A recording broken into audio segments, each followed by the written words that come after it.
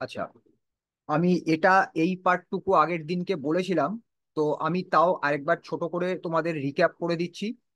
ঠিক আছে, যাতে করে তোমাদের পক্ষে সুবিধা হয় এই হিটিং এফেক্টস অফ ইলেকট্রিক কারেন্টের বাকি যে পার্টগুলো আমরা ডিসকাস করব সেগুলোকে রিলেট করাতে। তো heating effects of electric current কি বলছে, যে যখনই একটা কন্ডাক্টরের মধ্যে দিয়ে কারেন্ট ফ্লো করবে, তখন ইলেকট্রিক্যাল এনার্জির কিছুটা অ্যামাউন্ট কনভার্টেড হবে ইনটু হিট এনার্জি। এবার এই ইলেকট্রিক্যাল এনার্জিটা কোথা থেকে এলো? সার্কিটের মধ্যে দিয়ে কারেন্টকে ফ্লো করাতে গেলে আমাদের একটা কারেন্টের সোর্স দরকার। সেটা একটা ব্যাটারি হতে পারে, সেল হতে পারে, অন্য একটা কোনো কারেন্ট সোর্স হতে পারে, যা খুশি হতে পারে। তো সেখানে আমরা ব্যাটারি বা সেলের সঙ্গে আমরা একটা কথা পড়েছি, সেটা হচ্ছে ইএমএফ বা ইলেকট্রোমোটিভ ফোর্স, যেটা একটা এনার্জি প্রোভাইড করে চার্জকে। তাহলে পরে এখানে এই কারেন্ট সোর্সের সাথে, কারেন্ট সোর্স থেকে যে ইলেকট্রিক কারেন্টটা ফ্লো করছে থ্রু দা সার্কিট, তার সাথে অ্যাসোসিয়েটেড থাকছে হচ্ছে ইলেকট্রিক্যাল এনার্জি। তাহলে পরে এই যে একটা ফেনোমেনন আমরা দেখতে পাচ্ছি, যেখানে একটা কন্ডাক্টরের মধ্যে দিয়ে কারেন্ট ফ্লো করছে এবং ইলেকট্রিক্যাল এনার্জির কিছুটা কনভার্টেড হচ্ছে ইনটু হিট এনার্জি, এই ফেনোমেননটারই নাম হচ্ছে heating effect of electric current. এবারে অ্যাকচুয়ালি কেন কিছুটা ইলেকট্রিক্যাল এনার্জি হিট এনার্জিতে কনভার্টেড হবে? কারণ হচ্ছে, যখন কন্ডাক্টরের মধ্যে দিয়ে কারেন্ট ফ্লো করছে, কন্ডাক্টরে রেজিস্ট্যান্স থাকে। রেজিস্ট্যান্স মানে যে অপোজিং ফোর্স ওই কন্ডাক্টর কারেন্টের উপর অ্যাপ্লাই করবে যখন কারেন্টটা ওর মধ্যে দিয়ে ফ্লো করবে। তাহলে এই যে বলা হচ্ছে যে ইলেকট্রিক্যাল এনার্জির কিছুটা কনভার্টেড হচ্ছে হিট এনার্জিতে, তাহলে এই অ্যামাউন্ট অফ হিট যেটা জেনারেটেড হচ্ছে একটা কন্ডাক্টরের মধ্যে দিয়ে কারেন্ট ফ্লোর জন্য, সেটা কি করে ক্যালকুলেট করবে? ওই রেজিস্ট্যান্স অফ দ্য কন্ডাক্টরের এগেনস্টে কারেন্টকে ফ্লো করাতে গিয়ে যে ওয়ার্ক পারফর্ম করতে হচ্ছে, সেই ওয়ার্ক ডানটা আমাকে ক্যালকুলেট করতে হবে। যেই ওয়ার্ক ডানটাই তোমাকে আলটিমেটলি দেবে ওই কন্ডাক্টরের মধ্যে দিয়ে কারেন্ট ফ্লোর জন্য কতটা অ্যামাউন্টের হিট প্রডিউসড হচ্ছে। এবারে এই হিটটা কি? হিট একটা ফর্ম অফ এনার্জি। তার মানে এই যে ওয়ার্ক ডান হলো against the resistance of the conductor due to the flow of current, এই কারণের জন্য কন্ডাক্টর এই যে এনার্জিটা সেটাকেই সারাউন্ডিং এ রিলিজ করছে in the form of heat energy. তাহলে আমার কাজ হবে ওয়ার্ক ডানটা ক্যালকুলেট করা against the resistance of the conductor. একটা আই কারেন্টকে ফ্লো করাতে কত ওয়ার্ক ডান হয়েছে ক্যালকুলেট করব, সেটাই আমাকে দেবে কতটা অ্যামাউন্ট অফ হিট তোমার জেনারেটেড হচ্ছে এই কন্ডাক্টরের মধ্যে। তাহলে এবারে আমরা ক্যালকুলেট করব অ্যামাউন্ট অফ হিট যেটা প্রডিউসড হচ্ছে। কিরকম ব্যাপারটা হবে? ধরো এই একটা সার্কিট, এখানে আমরা একটা কারেন্ট সোর্সকে রেখেছি, ধরো একটা ব্যাটারি রয়েছে, যে একটা ভি পোটেনশিয়াল অ্যাপ্লাই করছে। এই এবিটা হচ্ছে একটা কন্ডাক্টর যার রেজিস্ট্যান্স হচ্ছে ক্যাপিটাল আর। এর অ্যাক্রসে একটা পোটেনশিয়াল ডিফারেন্স ভি অ্যাপ্লাই করছে, তার জন্য আই অ্যামাউন্টের কারেন্ট ফ্লো করছে। এবার কারেন্ট ফ্লো মানে কি? কারেন্টের ডেফিনেশন ছিল rate of flow of charge. তার মানে ইউনিট টাইমে যতটা অ্যামাউন্টের চার্জ কোনো একটা কন্ডাক্টর বা কোনো একটা সার্কিটের মধ্যে দিয়ে ফ্লো করছে। এখানে কি হবে? এখানে আমি কনসিডার করে নেব এই কন্ডাক্টরের মধ্যে দিয়ে টি টাইম ধরে আই কারেন্টটা ফ্লো করছে। তাহলে এই টি টাইম ধরে আই কারেন্ট ফ্লো করার জন্য কতটা অ্যামাউন্টের চার্জ ওই কন্ডাক্টরের মধ্যে দিয়ে ফ্লো করলো, সেটা আমাদের ক্যালকুলেট করে দেখতে হবে। তাহলে পরে আমাদের ক্যালকুলেশনটা কি হবে? কারেন্টের ইকুয়েশন ছিল I is equal to Q by T, charge per unit time. তাহলে কিউ ইজ ইকুয়াল টু হবে আই ইন্টু টি। এই আই ইন্টু টি কি ডিনোট করছে?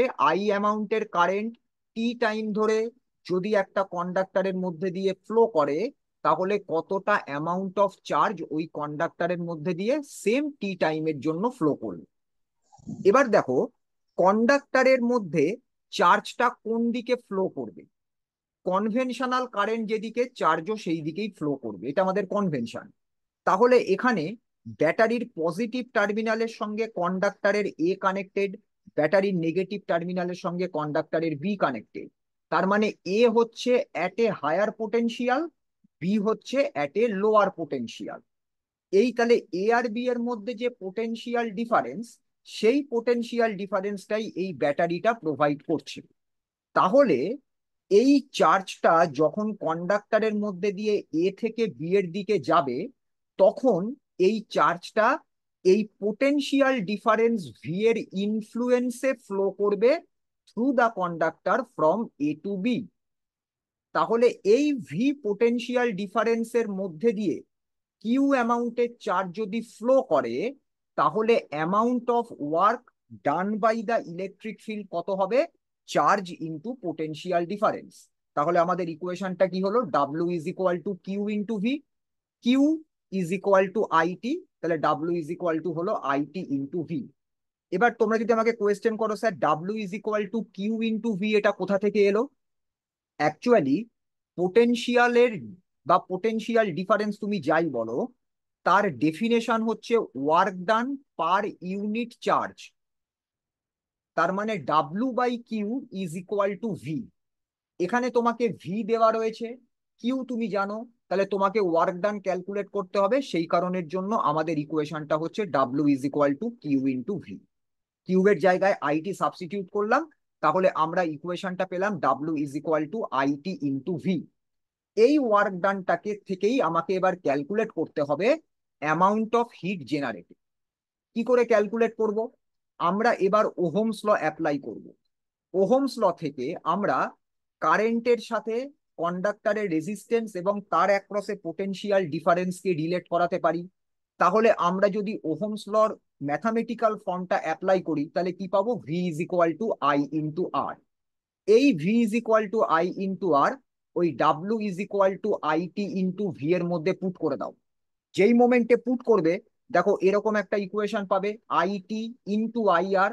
তার মানে ইকুয়েশনটা হলো গেল আই স্কোয়ার আর টি। এই যে ওয়ার্ক ডানটা হলো, এটা কি ওয়ার্ক ডান হলো? To maintain a flow of current I through a conductor against its resistance. তাহলে এই ওয়ার্ক ডানটাই অ্যাপিয়ার করবে as heat on that conductor. তাহলে পরে আমাকে যদি কোয়েশ্চেন করে ক্যাপিটাল আর রেজিস্ট্যান্সের একটা কন্ডাক্টরের মধ্যে দিয়ে টি টাইম ধরে যদি আই অ্যামাউন্টের কারেন্ট ফ্লো করে, তাহলে কতটা অ্যামাউন্টের হিট জেনারেটেড হবে? এই যে ওয়ার্ক ডানটা আমরা ক্যালকুলেট করেছি আই স্কোয়ার আর টি, সেই ওয়ার্ক ডানটাই হয়ে যাবে ইকুয়াল টু জেনারেটেড হিট। তাহলে W is equal to H লিখলে আমরা এইচ এর এক্সপ্রেশনটা পেলাম আই স্কোয়ার আর টি। তাহলে এই যে ইকুয়েশনটা পেলে H is equal to I square R T, এটা কি ডিনোট করছে? আর রেজিস্ট্যান্সের একটা কন্ডাক্টরের মধ্যে দিয়ে টি টাইম ধরে আই অ্যামাউন্টের কারেন্ট ফ্লো করলে কতটা হিট জেনারেটেড হচ্ছে। এই রিলেশনটা এস্টাবলিশ করেছিলেন জুল। সেই কারণের জন্য আমরা এই যে ফেনোমেননটাকে ডিসকাস করলাম, এটাকে আমরা বলি জুল হিটিং। আর এই যে ইকুয়েশনটা পেয়েছো H is equal to I square R T, এটাকে আমরা বলি জুলস ল অফ হিটিং। এবার একটা কথা মনে রাখবে, এখানে দেখো এইচ এর এক্সপ্রেশনে কারেন্ট রয়েছে, রেজিস্ট্যান্স রয়েছে, টাইম রয়েছে। অনেক সময় এরকম কোয়েশ্চেন আসে যেখানে তোমাকে কারেন্ট দেওয়া হলো না, পোটেনশিয়াল ডিফারেন্স দেওয়া হলো, যেটা অ্যাপ্লাই করা হয়েছে অ্যাক্রস দ্য কন্ডাক্টর। পোটেনশিয়াল ডিফারেন্সের টার্মে তোমাকে ক্যালকুলেট করতে বলা হলো অ্যামাউন্ট অফ হিট কতটা জেনারেটেড হচ্ছে। তাহলে পোটেনশিয়াল ডিফারেন্সের টার্মে করতে গেলে কি করতে হবে? এই যে এইচ এর এক্সপ্রেশনে আই আছে, আই কে পোটেনশিয়াল ডিফারেন্সের টার্মে লিখতে হবে। দেখো আমাদের এখানে অলরেডি লেখা রয়েছে Ohm's law V is equal to I R. তাহলে আই ইজ ইকুয়াল টু কত হবে? V by R. তাহলে এইচ এর এক্সপ্রেশনে আই এর জায়গায় ভি বাই আর পুট করে দাও। তাহলে V square by R square into R T, একটা আর ক্যান্সেল হয়ে গেল। তাহলে দেখো এইচ ইজ ইকুয়াল টু পেলে V square by R into T. তাহলে এই যে ইকুয়েশনটা পেলাম, সেকেন্ড ইকুয়েশনটা আর ফার্স্ট ইকুয়েশনটা দুটোই কিন্তু একই অ্যামাউন্ট অফ হিটকে এক্সপ্রেস করছে। ফার্স্ট এক্সপ্রেশনটা কিরকম ভাবে ক্যালকুলেটেড হয়েছে? টি টাইম ধরে আই অ্যামাউন্টের কারেন্ট আর রেজিস্ট্যান্সের কন্ডাক্টরের মধ্যে দিয়ে ফ্লো করেছে, তার রেসপেক্টে এইচ এর এক্সপ্রেশন। আর H is equal to V square by R into T কি দিচ্ছে? ভি পোটেনশিয়াল ডিফারেন্স অ্যাপ্লাই করা রয়েছে কন্ডাক্টরের মধ্যে বা কন্ডাক্টরের অ্যাক্রসে। তার জন্য টি টাইমে কারেন্ট ফ্লো হলে পরে পোটেনশিয়াল ডিফারেন্সের টার্মে আমাদের অ্যামাউন্ট অফ হিট যেটা প্রডিউসড হচ্ছে তার এক্সপ্রেশনটা, একটা কারেন্টের টার্মে, একটা পোটেনশিয়াল ডিফারেন্সের টার্মে। ক্লিয়ার হলো কিনা বলো, এটা বুঝতে পেরেছো? এটা কি বুঝতে পেরেছো ক্যালকুলেশন গুলো? হ্যাঁ স্যার, বোঝা গেছে। আচ্ছা,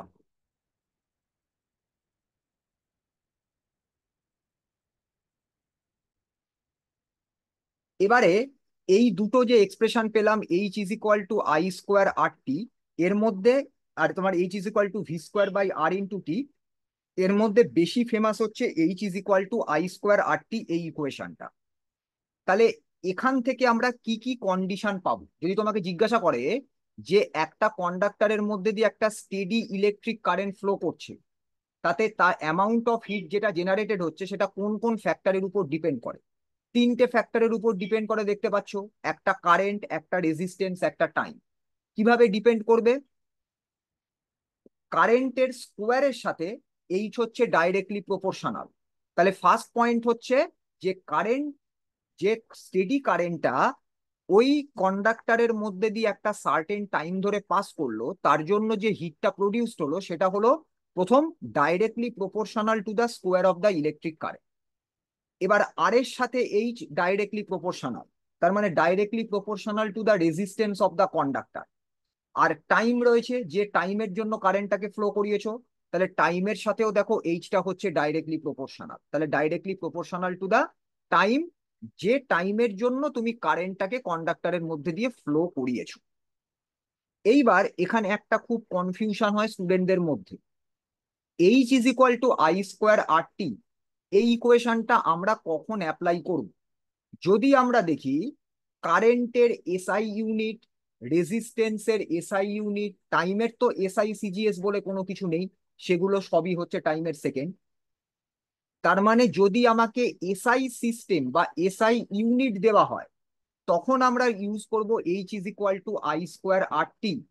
কিন্তু যদি আমাকে কোয়েশ্চেন করে যে হিটটা প্রডিউসড হলো, তাকে জুলের টার্মে না ইউজ, ক্যালকুলেট করে ক্যালোরির টার্মে লেখো, তাহলে কি করবে? এই এই যে H is equal to I square R T, বা আগের পেজে আমরা H is equal to V square by R into T পেলাম, সেখানে মনে রাখবে এইচ এর ইউনিট হচ্ছে জুল। তার কারণ কি? এই এই ইকুয়েশনটা এসআই সিস্টেমের জন্য ভ্যালিড। কিন্তু যদি সিজিএস সিস্টেমে আমাকে ক্যালকুলেট করতে বলে হিট, তার মানে যদি আমাকে হিট বলে ক্যালোরিতে ক্যালকুলেট করো, তখন আমাকে জুল থেকে ক্যালোরিতে যেতে হবে। এবার এই রিলেশনটা আমরা সবাই জানি যে 1 calorie of heat is equivalent to 4.2 joules of work. তাহলে 1 calorie is equal two 4.2 joule, তাহলে 1 জুল ইজ ইকুয়াল টু হবে 1/4.2 ক্যালোরি। আমি আরেকবার রিপিট করছি, 1 ক্যালোরি ইজ ইকুয়াল টু যদি 4.2 জুল হয়, তাহলে 1 জুল ইজ ইকুয়াল টু কত হবে? 1/4.2। তার মানে তোমাকে যদি এইচটাকে ক্যালোরির টার্মে লিখতে বলে, তাহলে আমরা ডাব্লু যেটা ক্যালকুলেট করেছিলাম সেই ওয়ার্ক ডানকে 4.2 দিয়ে ডিভাইড করে দেবো। 1/4.2 মানে হচ্ছে 0.24, তার মানে এইচ ইজ ইকুয়াল টু হয়ে যাবে 0.24 ডাব্লু। এই ডাব্লুটা হচ্ছে যে ওয়ার্ক ডানটা আমরা অলরেডি ক্যালকুলেট করে এসেছি। যদি আই এর টার্মে লেখো, তাহলে ডাব্লুর জায়গায় লিখবে আই স্কোয়ার আর টি। আর যদি ভি এর টার্মে লেখো, তাহলে ডাব্লুর জায়গায় লিখবে V square by R into T. তাহলে পরে এইচ এর এক্সপ্রেশনে দেখো, যখন এইচ কে ক্যালোরিতে লিখতে হবে, ক্যালকুলেশনটা ক্যালোরিতে করতে হবে, তখন 0.24 এই কন্ডিশনটা কিন্তু আসবে। তার কারণ আমরা জুলকে ক্যালোরিতে কনভার্ট করছি। এই ভুলটা যেন কখনো না হয়। যদি জুলে ক্যালকুলেট করতে বলে, তাহলে শুধু আই স্কোয়ার আর টি বা V square by R into T. কিন্তু যদি ক্যালোরিতে করতে বলে, তাহলে ইকুয়েশনের আগে একটা 0.24 পুট করতে হবে। এটা সবাই মাথায় রে। এবারে আমরা নেক্সট যে টার্মিনোলজিটা জানবো, সেটাকে বলা হচ্ছে ইলেকট্রিক পাওয়ার। ইলেকট্রিক পাওয়ার জিনিসটা কি? আমরা যখন হিটিং এফেক্টস অফ কারেন্ট পড়লাম, তখন আমরা দেখলাম যে ইলেকট্রিক এনার্জির কতটা পোর্শন হিট এনার্জিতে কনভার্টেড হচ্ছে। এবার যদি আমাকে ক্যালকুলেট করতে বলে কি রেটে ইলেকট্রিক্যাল এনার্জিটা ডিসিপেটেড হচ্ছে বা কনজিউমড হচ্ছে একটা ইলেকট্রিক্যাল সার্কিটে, তখন আমরা যে ফিজিক্যাল কোয়ান্টিটিটা পাবো সেটাকেই আমরা বলবো ইলেকট্রিক পাওয়ার। তাহলে ইলেকট্রিক পাওয়ারের ডেফিনেশন কি হবে? The rate at which electrical energy is dissipated or consumed in an electrical circuit is the electric power. Rate at which মানে ইউনিট টাইম বা একক সময়ে কতটা ইলেকট্রিক্যাল এনার্জি ডিসিপেটেড হবে অথবা কনজিউমড হবে। একটু আগে আমরা কি ক্যালকুলেট করে এলাম? যে এইচ অ্যামাউন্টের হিট এনার্জি প্রডিউসড হচ্ছে একটা কন্ডাক্টরের মধ্যে টি টাইমে, একটু আগে আমরা ক্যালকুলেট করে এসেছি। তাহলে সেখান থেকেই আমরা শুরু করি। তাহলে আমাকে যদি বলা হয় ক্যাপিটাল এইচ অ্যামাউন্টের এনার্জি ডিসিপেটেড হয়েছে টি টাইমে, তাহলে ইলেকট্রিক পাওয়ার কি হবে? Rate of dissipation of electrical energy.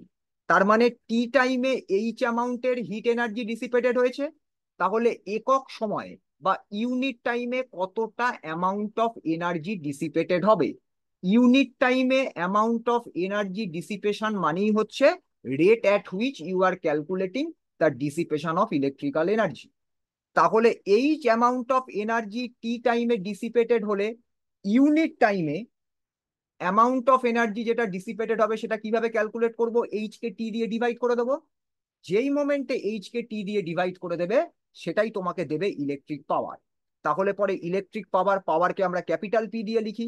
তাহলে পি ইজ ইকুয়াল টু হয়ে গেল এইচ বাই টি। প্রথমে আমরা এইচ কে আই স্কোয়ার আর টি টার্মে রিপ্রেজেন্ট করি। তাহলে দেখো যেই moment I square R T put করলে টি টি ক্যান্সেল হয়ে গেল, তাহলে power P is equal to পেলে আই স্কোয়ার আর। এই ইলেকট্রিক পাওয়ারটা পেলে হচ্ছে in terms of current and resistance of the conductor. কিন্তু আমরা ভি এর টার্মেও একটা এইচ কে ক্যালকুলেট করেছি। তাহলে ভি এর টার্মে যে এইচটা ক্যালকুলেটেড হয়েছে, এইচ এর সেই এক্সপ্রেশনটাকে এবার আমাকে পুট করতে হবে। তাহলে পাওয়ারকে আমাকে রিপ্রেজেন্ট করতে হবে ভি এর টার্মে। তাহলে পরে P is equal to H by T তে এইচ ছিল V square by R into T, put করে দাও, টি টি ক্যান্সেল হয়ে যাবে। তাহলে power P is equal to হবে ভি স্কোয়ার বাই আর। তাহলে দুটো এক্সপ্রেশন সেম পাওয়ারকে ডিনোট করছে। একটা হচ্ছে in terms of current flowing through the conductor and resistance of the conductor, আর সেকেন্ড ইকুয়েশনটা পাওয়ারকে রিপ্রেজেন্ট করছে in terms of potential difference applied across the conductor and the resistance of the conductor. এটা হলো একটা সিঙ্গেল রেজিস্টারের কেসে। কিন্তু যদি এরকম হয়, ধরো তোমাকে একটা সিরিজ কম্বিনেশন অফ রেজিস্টার্স দেওয়া হয়েছে। সিরিজ কম্বিনেশনে আমরা কি জানি? প্রত্যেকটা রেজিস্টারের মধ্যে দিয়ে কারেন্ট কনস্ট্যান্ট থাকে। তাহলে যখন তোমাকে সিরিজ কম্বিনেশন অফ রেজিস্টার্স দেবে, তখন আমরা ইউজ করব P is equal to I square R এর ফর্মুলাটা। আই যদি কনস্ট্যান্ট হয় তাহলে পি হবে প্রপোর্শনাল টু আর। তার মানে তুমি যদি রেজিস্টার গুলোকে কানেক্ট করো সিরিজে, তাহলে ইকুইভ্যালেন্ট রেজিস্ট্যান্স সবসময় ইনক্রিজ করবে। ইকুইভ্যালেন্ট রেজিস্ট্যান্স ইনক্রিজ করলে কি হবে? পাওয়ারটাও ইনক্রিজ করবে। তার মানে সিরিজ কম্বিনেশনে পাওয়ার হবে প্রপোর্শনাল টু দা রেজিস্ট্যান্স। কিন্তু যদি তুমি রেজিস্টার গুলোকে প্যারালালি কানেক্ট করো, আমরা প্যারালাল কম্বিনেশনে কি দেখেছিলাম? কারেন্ট প্রত্যেকটা রেজিস্টারের মধ্যে দিয়ে আলাদা আলাদা হয়, কিন্তু প্রত্যেকটা রেজিস্টারের অ্যাক্রসে পোটেনশিয়াল ডিফারেন্স সেম থাকে। তাহলে পরে আমাদের কোন ইকুয়েশনটা নিতে হবে? সেকেন্ড ইকুয়েশনটা নিতে হবে, যেখানে পোটেনশিয়াল ডিফারেন্স ভি আছে। প্যারালাল কম্বিনেশনে ভি হচ্ছে কনস্ট্যান্ট, তাহলে পাওয়ারের সঙ্গে রেজিস্ট্যান্সের কানেকশন হচ্ছে কি? P proportional to one by R, কারণ ভি কনস্ট্যান্ট। তাহলে প্যারালাল কম্বিনেশনে রেজিস্ট্যান্স যত কম হবে পাওয়ার তত বেশি হবে। সিরিজ কম্বিনেশনে রেজিস্ট্যান্স যত হাই হবে পাওয়ার তত বেশি হবে। এটা ক্লিয়ার হলো কিনা সবার কাছে বলো। স্যার ওটা আরেকবার বলুন স্যার, কি বলেন এই পাওয়ার? পি প্রপোর্শনাল টু আর মানে কি? পাওয়ার এবং রেজিস্ট্যান্স ডাইরেক্টলি প্রপোর্শনাল। তাহলে হ্যাঁ। রেজিস্ট্যান্স যত বেশি হবে পাওয়ার তত বেশি হবে। আর P proportional to one by R মানে কি? ব্যস্তানুপাতিক, ইনভার্সলি প্রপোর্শনাল। ইনভার্সলি প্রপোর্শনালে কি হবে? আর বেশি হলে পি কম হবে, আর কম হলে পি বেশি হবে। তাহলে আচ্ছা সিরিজ ঠিক আছে। কম্বিনেশনে রেজিস্ট্যান্স যত বেশি হবে ইলেকট্রিক পাওয়ার তত বেশি হবে। প্যারালাল কম্বিনেশনের রেজিস্ট্যান্স যত কম হবে ইলেকট্রিক পাওয়ার তত বেশি হবে। বুঝতে পেরেছো? হ্যাঁ স্যার। আচ্ছা,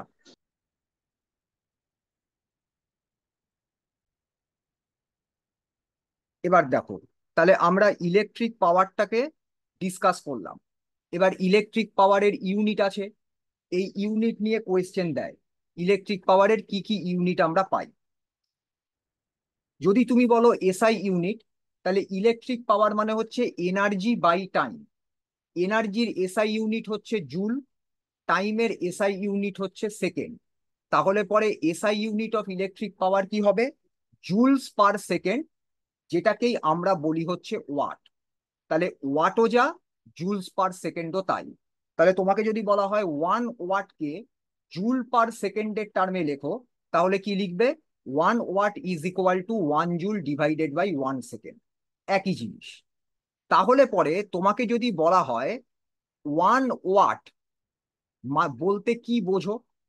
তার মানে হচ্ছে 1 সেকেন্ডে যদি 1 জুল অফ এনার্জি প্রডিউসড হয় বা কনজিউমড হয়, তাহলে পরেই আমরা সেটাকে বলবো 1 ওয়াট। 1 সেকেন্ডে 1 জুল অফ হিট প্রডিউসড বা কনজিউমড হলেই সেটাকে আমরা বলবো হচ্ছে 1 ওয়াট। এবার এটাকে যদি তুমি একটা ইলেকট্রিক্যাল ডিভাইসের টার্মে লেখো, ধরো তোমাকে একটা ইলেকট্রিক্যাল ডিভাইস দেওয়া হয়েছে যার পাওয়ারের ভ্যালু লেখা রয়েছে 1 ওয়াট। তার মানে কি? তার মানে হচ্ছে ওই যন্ত্রটা বা ইলেকট্রিক্যাল ডিভাইসটাকে যখন তুমি ইউজ করছো, তখন ও 1 জুল পার সেকেন্ড এই রেটে এনার্জিকে প্রোভাইড করবে। তাহলে এটা 1 ওয়াট যদি লেখা থাকে তাই হবে। এবার যদি তুমি দেখো কোনো একটা ইলেকট্রিক্যাল ডিভাইসের পাওয়ার রেটিং লেখা আছে 50 ওয়াটস, তার মানে কি হবে? ওই ডিভাইসটাকে যখন তোমরা ইউজ করবে, তখন ও 50 জুলস পার সেকেন্ড এই রেটে এনার্জিকে প্রোভাইড করবে। এটা হলো আমাদের 1 জুল। তার 1 জুল পার সেকেন্ড, তার রিপ্রেজেন্টেশনটা ওয়াটের টার্মে আমরা কিভাবে করি। এবার ওয়াট হচ্ছে জেনারেলি একটা ছোট ইউনিট। তাহলে বড় ইউনিট কি হবে? বড় ইউনিট হচ্ছে কিলোওয়াট, মেগাওয়াট, এই ইউনিটগুলো। কিলোওয়াট মানে হচ্ছে 1 kilowatt is equal to 10⁻³ watt. Kilowatt লেখার সময় কেয়ারফুল থেকো, কিলোওয়াটের কেটা হচ্ছে স্মল আর ডাব্লুটা হচ্ছে ক্যাপিটাল। তাহলে 1 kW is equal to 10⁻³ watt. এবারে এই 1 ওয়াটকে তোমাকে যদি রিপ্রেজেন্ট করতে বলা হয় ভোল্ট এবং অ্যাম্পিয়ারের টার্মে, তাহলে পরে কি করে ক্যালকুলেট করবে বা কি করে রিপ্রেজেন্ট করবে? Power is equal to potential difference into current. এটা একটা খুব simple relation. P is equal to V into I. Potential ডিফারেন্সের এসআই ইউনিট ভোল্ট, কারেন্টের এসআই ইউনিট অ্যাম্পিয়ার। তার মানে পাওয়ারের, ইলেকট্রিক পাওয়ার যখন আমরা স্পেসিফিক্যালি বলবো, যে কোনো পাওয়ারের জন্য ওয়াট ঠিক আছে বা জুলস পার সেকেন্ড ঠিক আছে, কিন্তু যদি আমরা ইলেকট্রিক পাওয়ারটাকে স্পেসিফিক্যালি বলতে চাই, তাহলে সেক্ষেত্রে আমরা ভোল্ট অ্যাম্পিয়ার এই ইউনিটটাও কিন্তু ইউজ করি।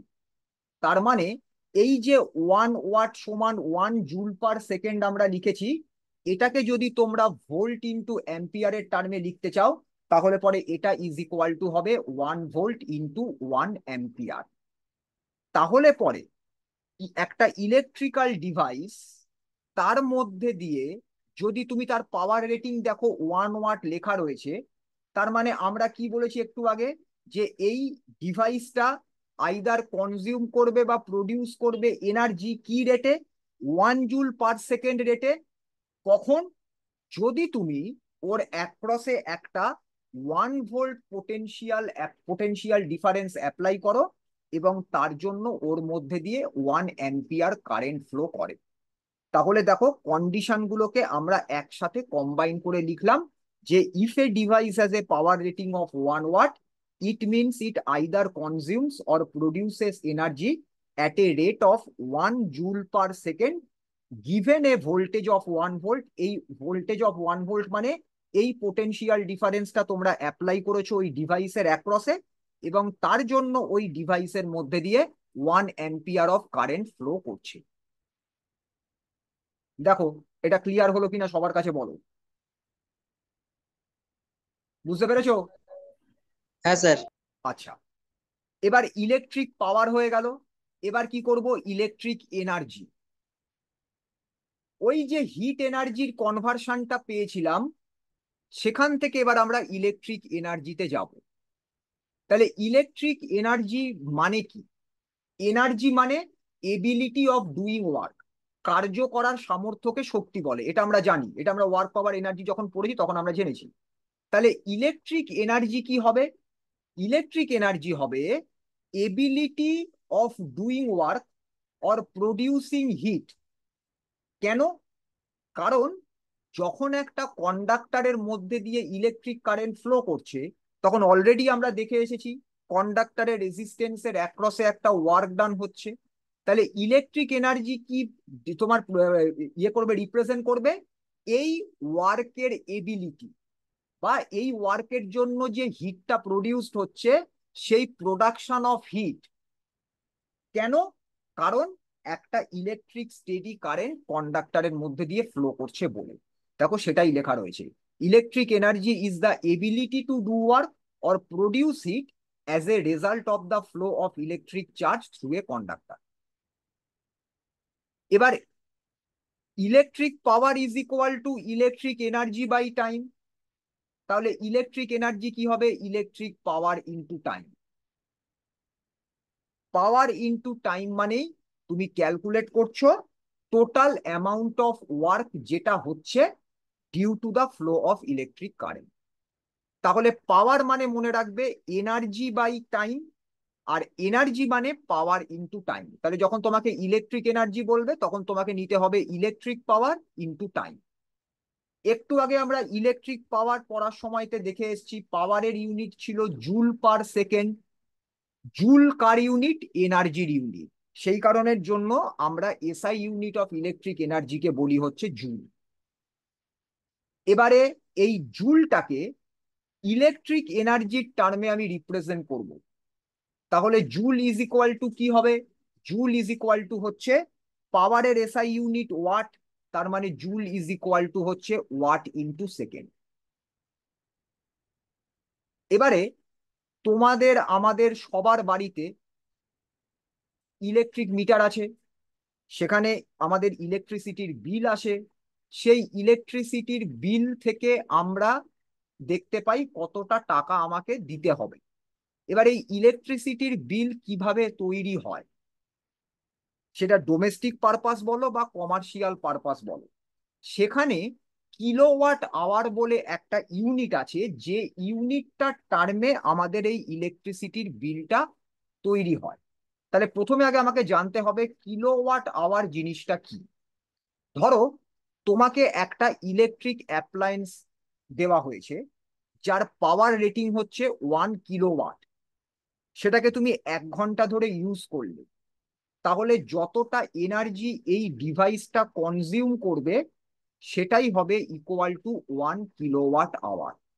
তার মানে 1 কিলোওয়াটের একটা কোনো ইলেকট্রিক অ্যাপ্লায়েন্স যদি 1 ঘন্টা ধরে ইউজড হয়, যে অ্যামাউন্ট অফ এনার্জি এই ইলেকট্রিক্যাল ডিভাইসটা কনজিউম করবে বা অ্যাপ্লায়েন্সটা কনজিউম করবে, সেটাই হচ্ছে 1 কিলোওয়াট আওয়ার। তাহলে 1 কিলোওয়াট আওয়ার এইটা থেকে আমাকে যেটা দেয় ক্যালকুলেট করতে, সেটা হচ্ছে কিলোওয়াট আওয়ারকে জুলের টার্মে রিপ্রেজেন্ট করো। তাহলে 1 কিলোওয়াট আওয়ার মানে 1 কিলোওয়াট ইন্টু 1 আওয়ার। দেখো 1 কিলোওয়াট সমান কি লেখা রয়েছে? 10⁻³ ওয়াট। তাহলে আমরা এই ভ্যালুটাকে পুট করব ইকুয়েশনে। তাহলে ইকুয়েশনটা কি হচ্ছে দেখো, 1 kilowatt hour is equal to 1 কিলোওয়াটের জায়গায় 10⁻³ ওয়াট বসালাম, মানে 1000 ওয়াট, ইন্টু 1 আওয়ার। 1 আওয়ার মানে 60 ইন্টু 60, কারণ 1 ঘন্টা মানে 60 মিনিট, আর তোমার 1 মিনিট মানে 60 সেকেন্ড। তাহলে আওয়ার থেকে সেকেন্ডে আসতে গেলে 60 ইন্টু 60 করতে হবে, মানে 3600 সেকেন্ডস। এইবারে এই 1000 ইন্টু 3600 কে তুমি যদি 10 এর পাওয়ারে লেখো, সেটা হচ্ছে 3.6 ইন্টু 10⁻6। ইউনিট কি পেলে? Watt into second. এখানে দেখো লেখা রয়েছে joule is equal to watt into second. তার মানে 3.6 ইন্টু 10⁻6 জুল।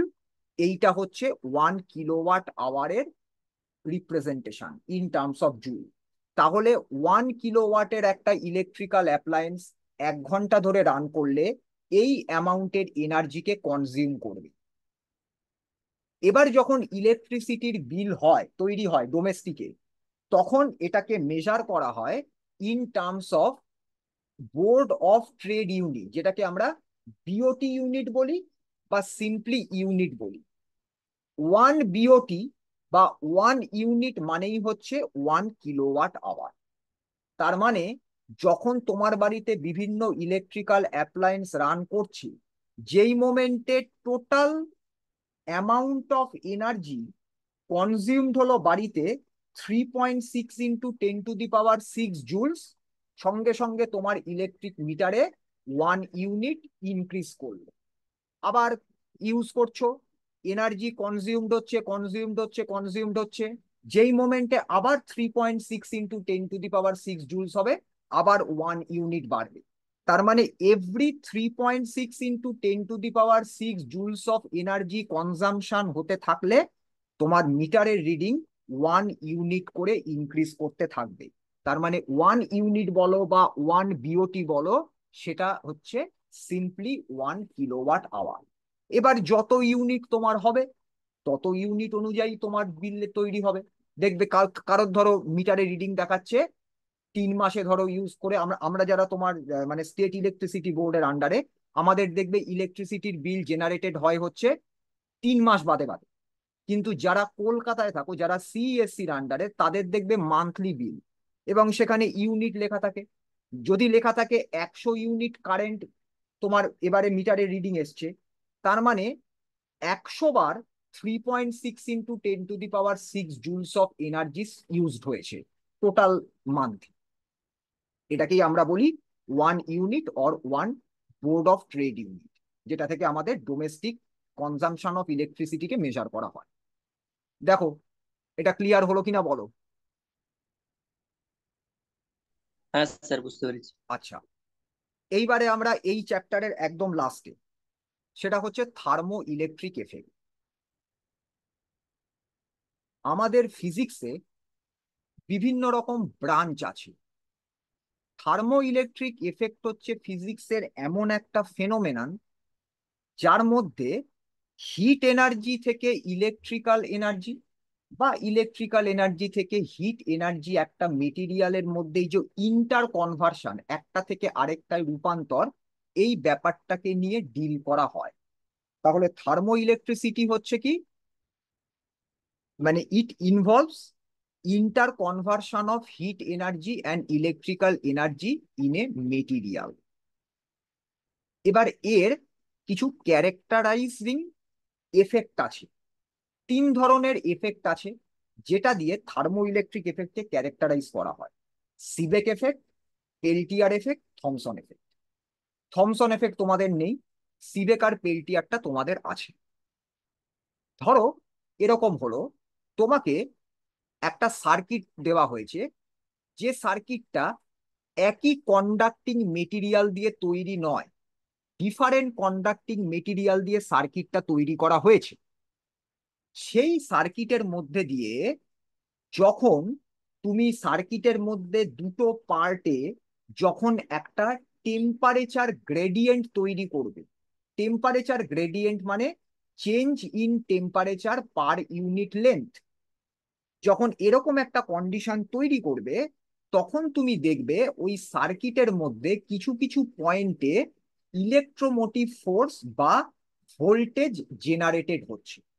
তার মানে ডিফারেন্ট মেটেরিয়ালের বা ডিফারেন্ট কন্ডাক্টিং মেটেরিয়ালের একটা ইলেকট্রিক্যাল সার্কিটের মধ্যে তুমি যদি ভেরিয়াস জায়গায় টেম্পারেচার ডিফারেন্স ক্রিয়েট করো, তাহলে তুমি দেখবে ওই সার্কিটের মধ্যে ইএমএফ বা ভোল্টেজ প্রডিউসড হচ্ছে। পেল্টিয়ার এফেক্টটা হচ্ছে আবার উল্টো। পেল্টিয়ার এফেক্ট হচ্ছে, ধরো দুটো ডিফারেন্ট মেটেরিয়াল দিয়ে তুমি একটা ইলেকট্রিক্যাল সার্কিট করেছো, এই সার্কিটের মধ্যে কারেন্ট ফ্লো করাচ্ছ, তাহলে ওই দুটো ডিফারেন্ট মেটেরিয়াল কোনো একটা পয়েন্টে একটার সাথে আরেকটাকে কানেক্ট করা হয়েছে, তাহলে সেটাকে আমরা বলতে পারি জাংশন। ওই জাংশনের মধ্যে দিয়ে যখন ইলেকট্রিক কারেন্ট ফ্লো করে, তখন দেখা যায় আইদার ওই জাংশনটা গরম হয়ে উঠছে বা ওই জাংশনটা ঠান্ডা থাকছে। যদি গরম হয় তার মানে রিলিজ অফ হিট হবে, যদি ঠান্ডা হয় তাহলে পরে অ্যাবজর্পশন অফ হিট হবে। এই এফেক্টটাকে বলা হয় পেল্টিয়ার এফেক্ট। তাহলে পেল্টিয়ার এফেক্টে তুমি কি পাবে? যখন দুটো ডিফারেন্ট মেটেরিয়ালের একটা জাংশনের মধ্যে দিয়ে ইলেকট্রিক কারেন্ট ফ্লো করবে, তখন আইদার হিট রিলিজ করবে বা হিট অ্যাবজর্ব হবে। তাহলে সিবেক এফেক্টে আমরা আলাদা আলাদা টেম্পারেচার তৈরি করেছিলাম, তার জন্য আমরা দেখতে পাচ্ছি ইএমএফ তৈরি হয়েছে বা ভোল্টেজ ডেভেলপ করছে, যেটা আলটিমেটলি কারেন্টকে ফ্লো করাবে সার্কিটে। আর পেল্টিয়ার এফেক্টে আমরা টেম্পারেচারকে চেঞ্জ করাবো না, আমরা দুটো ডিফারেন্ট মেটেরিয়ালের তৈরি একটা সার্কিটের জাংশনের মধ্যে দিয়ে কারেন্ট পাঠাবো। তাতে দেখবো কিছু জাংশনে হিট প্রডিউসড হচ্ছে, কিছু জাংশনে হিট অ্যাবজর্ব হচ্ছে। এটাকে আমরা বলছি পেল্টিয়ার এফেক্ট। আর থমসন এফেক্টটা তোমাদের জাস্ট একটা লাইনে বলে দিই। সেটা হচ্ছে, ধরো তোমাকে একটা মেটেরিয়াল দেওয়া হয়েছে, এখানে দুটো আলাদা আলাদা মেটেরিয়াল না, এখানে থমসন এফেক্টে একটাই মেটেরিয়াল। এবারে ওই কন্ডাক্টিং মেটেরিয়ালটার মধ্যে দিয়ে তুমি কি করবে? একটা কনস্ট্যান্ট কারেন্টকে ফ্লো করাবে। কিন্তু কি দেখতে পাবো আমরা? ওই যে কন্ডাক্টিং মেটেরিয়ালটা নিয়েছি, তার লেন্থ বরাবর টেম্পারেচারের ভ্যারিয়েশন রাখবো। তাতে করে কি দেখা যাবে? আইদার হিট ইভলভ করছে, প্রডিউসড হচ্ছে, বা হিট অ্যাবজর্ব করছে। একটা কনস্ট্যান্ট কারেন্ট যখন কন্ডাক্টিং মেটেরিয়ালের মধ্যে দিয়ে ফ্লো করছে, যেখানে কন্ডাক্টিং মেটেরিয়ালের অ্যালং দ্য লেন্থ তোমরা একটা টেম্পারেচারের ভ্যারিয়েশনকে রাখছো। এটার অনেক ক্যালকুলেটিভ পার্ট আছে, আমাদের এটা নিয়ে ডিসকাস করার কোনো দরকার নেই। আমাদের যেটা জানতে হবে সেটা হচ্ছে সিবেক এফেক্ট বা পেল্টিয়ার এফেক্ট। এই দুটো জিনিসকে আমাদের জেনে নিতে হবে কি হচ্ছে। দেখো, সিবেক এফেক্ট হচ্ছে, এটা থার্মো ইলেকট্রিক যে এফেক্ট আমরা পড়ছি, সেটা একটা ফান্ডামেন্টাল থার্মো ইলেকট্রিক এফেক্টের একটা ফেনোমেনন, যেটা এক্সপ্লেন করবে ইলেকট্রোমোটিভ ফোর্স বা ভোল্টেজ, যেটা জেনারেট করবে দুটো ডিফারেন্ট কন্ডাক্টিং মেটেরিয়াল দিয়ে যে সার্কিটটা তৈরি হয়েছে তার জাংশনে, যেখানে তুমি জাংশনগুলোকে আলাদা আলাদা টেম্পারেচারে রেখেছো। ধরো একটা জাংশনকে তুমি বরফের মধ্যে রেখেছো, আরেকটা জাংশনকে ধরো তুমি বার্নার দিয়ে হিট করছো, ধরো 100 ডিগ্রি সেন্টিগ্রেড রেখেছো। তাহলে একটা জাংশন কোল্ড, একটা জাংশন হট, একটা জাংশনের টেম্পারেচার 0 ডিগ্রি সেন্টিগ্রেড, আরেকটা জাংশনের টেম্পারেচার 100 ডিগ্রি সেন্টিগ্রেড। তাহলে এরকম যদি তুমি রাখো দুটো ডিফারেন্ট মেটেরিয়াল দিয়ে একটা সার্কিটের এই দুটো জাংশনকে, তাহলেই তুমি দেখবে ওই জাংশনের মধ্যে ইএমএফ বা ভোল্টেজ তৈরি হচ্ছে, এবং যার জন্য ওই সার্কিটের মধ্যে দিয়ে কারেন্ট ফ্লো করছে। এবারে একটা জাংশন কোল্ড, একটা জাংশন হট, সেই কারণের জন্য আমরা যদি কোল্ড থেকে হটের দিকে যাই, টেম্পারেচার লেন্থের সাথে বাড়বে, হট থেকে কোল্ডের দিকে এলে টেম্পারেচার লেন্থের সাথে কমবে। তাহলে টেম্পারেচার যদি ইনক্রিজ করে বা ডিক্রিজ করে লেন্থের সাথে, তাহলে আমরা ক্যালকুলেট করি change in temperature per unit length, প্রতি একক দৈর্ঘ্যে কতটা টেম্পারেচার চেঞ্জ করছে। তাহলে change in temperature per unit লেন্থই তোমাকে দেয় হচ্ছে টেম্পারেচার গ্রেডিয়েন্ট। এটাই দেখো লেখা রয়েছে, যখন আমরা জাংশনের মধ্যে টেম্পারেচার গ্রেডিয়েন্ট প্রডিউস করছি, তখন ওই জাংশনগুলোর মধ্যে ইএমএফ বা ভোল্টেজ তোমার তোমার ওই জায়গাতে জেনারেটেড হচ্ছে। এবার এই যে ডেফিনেশনটা আমরা পড়লাম, এখানে আমরা ছোট্ট করে একটু এক্সপ্লেনেশনটা জেনে নিই কিভাবে সিবেক এফেক্টটাকে আমরা এক্সপ্লেন করব। তাহলে প্রথম যেটা তোমায় করতে হবে, ওই দুটো ডিফারেন্ট মেটেরিয়াল দিয়ে তৈরি সার্কিটের একটা জাংশনকে রাখতে হবে কোল্ড বা লোয়ার টেম্পারেচারে, আর আরেকটা জাংশনকে করতে হবে হট বা হায়ার টেম্পারেচার। তার মানে আমাকে সিবেক এফেক্ট পেতে গেলে পরে আমায় যেটা প্রথম করতে হবে সেটা হচ্ছে সার্কিটের মধ্যে একটা টেম্পারেচার গ্রেডিয়েন্ট তৈরি করতে হবে। একটা সিঙ্গেল মেটেরিয়াল দিয়ে তৈরি সার্কিট নয়, দুটো ডিফারেন্ট মেটেরিয়াল দিয়ে তৈরি সার্কিট, এবং অবশ্যই মেটেরিয়াল গুলো যেন কন্ডাক্টর হয়, তার মানে যার মধ্যে দিয়ে কারেন্টটা ফ্লো করতে পারে। এটা হচ্ছে সিবেক এফেক্টের মেন কারণ। এটা না হলে সিবেক এফেক্ট পাবে না। এবারে এই টেম্পারেচারটাকে তুমি কিভাবে দেখাবে যে তুমি এই টেম্পারেচার গ্রেডিয়েন্ট তৈরি করেছো? তোমাকে একটা জাংশনকে হট জাংশন বা হায়ার টেম্পারেচারে রাখতে হবে, আরেকটাকে রাখতে হবে হচ্ছে লোয়ার টেম্পারেচারে, যেটাকে আমরা বলছি হচ্ছে কোল্ড জাংশন। এইবার কি হবে? এবারে একটা কোল্ড একটা হট রাখার জন্য কি হচ্ছে, কারেন্ট কেন ফ্লো করবে একটা কন্ডাক্টরের মধ্যে দিয়ে যদি আমাদের এরকম সার্কিট হয়? ইলেকট্রন ফ্লো করছে বলে। তার মানে এখানে ইলেকট্রনের মাইগ্রেশন হবে। ব্যাপারটা কিরকম হবে? ধরো একটা জাংশনকে তুমি হিট করছো, মানে টেম্পারেচার বাড়াচ্ছ, তার মানে কি তুমি বাইরে থেকে হিট এনার্জি দিচ্ছ। তাহলে ওই জাংশনে যে ইলেকট্রন গুলো রয়েছে, তারা তুমি বাইরে থেকে যে হিট দিচ্ছ সেই হিট এনার্জিটাকে অ্যাবজর্ব করছে, থার্মাল এনার্জিটাকে অ্যাবজর্ব করছে। এই ইলেকট্রন গুলো তো ফ্রি ইলেকট্রন, এরা তো মুভ করতে পারে। তাহলে তুমি যদি ফ্রি ইলেকট্রনের মধ্যে বাইরে থেকে এনার্জি দাও, তাহলে ওদের কাইনেটিক এনার্জি বেড়ে যাবে। তার মানে ওরা আরো বেশি ফাস্ট মুভ করবে। এদেরকে আমরা বলি হচ্ছে এনার্জেটিক ইলেকট্রন, এনার্জাইজড হয়েছে। ধরো তুমি সারাদিন ধরে কাজ করেছো, খুব ক্লান্ত হয়ে গেছো, আর তোমার কাজ করার শক্তি নেই। তখন তোমাকে ধরো কেউ একজন ভালো করে খাওয়া দাওয়া করালো, কিছু এনার্জি ড্রিঙ্ক দিল। বা এই গরমের মধ্যে আমরা যখন বাইরে থেকে বাড়ি ফিরি, বাড়িতে দেখি আমরা কি করি, মায়েরা আমাদের গ্লুকন ডি বানিয়ে দেয়, বা বাড়িতে ফিরে আমরা গ্লুকন ডি খাই। গ্লুকন ডি খেলে পরে আমাদের শরীরটা আবার ঝরঝরে হয়। কেন? তার কারণ গ্লুকন ডি আমাদের বডির মধ্যে এনার্জি, গ্লুকোজ লেভেলটাকে বাড়িয়ে দিয়ে আমাদের বডিকে এনার্জাইজ করে। ঠিক একই রকম ভাবে এটাকে মনে রাখো, যে যে জাংশনে হিট অ্যাপ্লাই করছো, সেই জাংশনে তুমি গ্লুকন ডি খেয়েছো, এখানে বাইরে থেকে তুমি হিট দিচ্ছ, থার্মাল এনার্জি দিচ্ছ। তাতে ওইখানে যে ইলেকট্রনস গুলো রয়েছে তারা এই থার্মাল এনার্জি নিচ্ছে, এনার কাইনেটিক এনার্জি ইনক্রিজ করছে।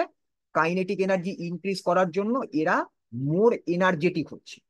এই যে মোর এনার্জেটিক ইলেকট্রনস গুলো তৈরি হলো, এরা এবার মাইগ্রেট করতে থাকলো কোল্ডার রিজিয়ানের দিকে। তার মানে ইলেকট্রন মাইগ্রেশন হওয়া মানে ইলেকট্রন ফ্লো হচ্ছে। ইলেকট্রন ফ্লো মানে আমরা কি জানি, conventional current against the flow of electron সবসময় ফ্লো করে।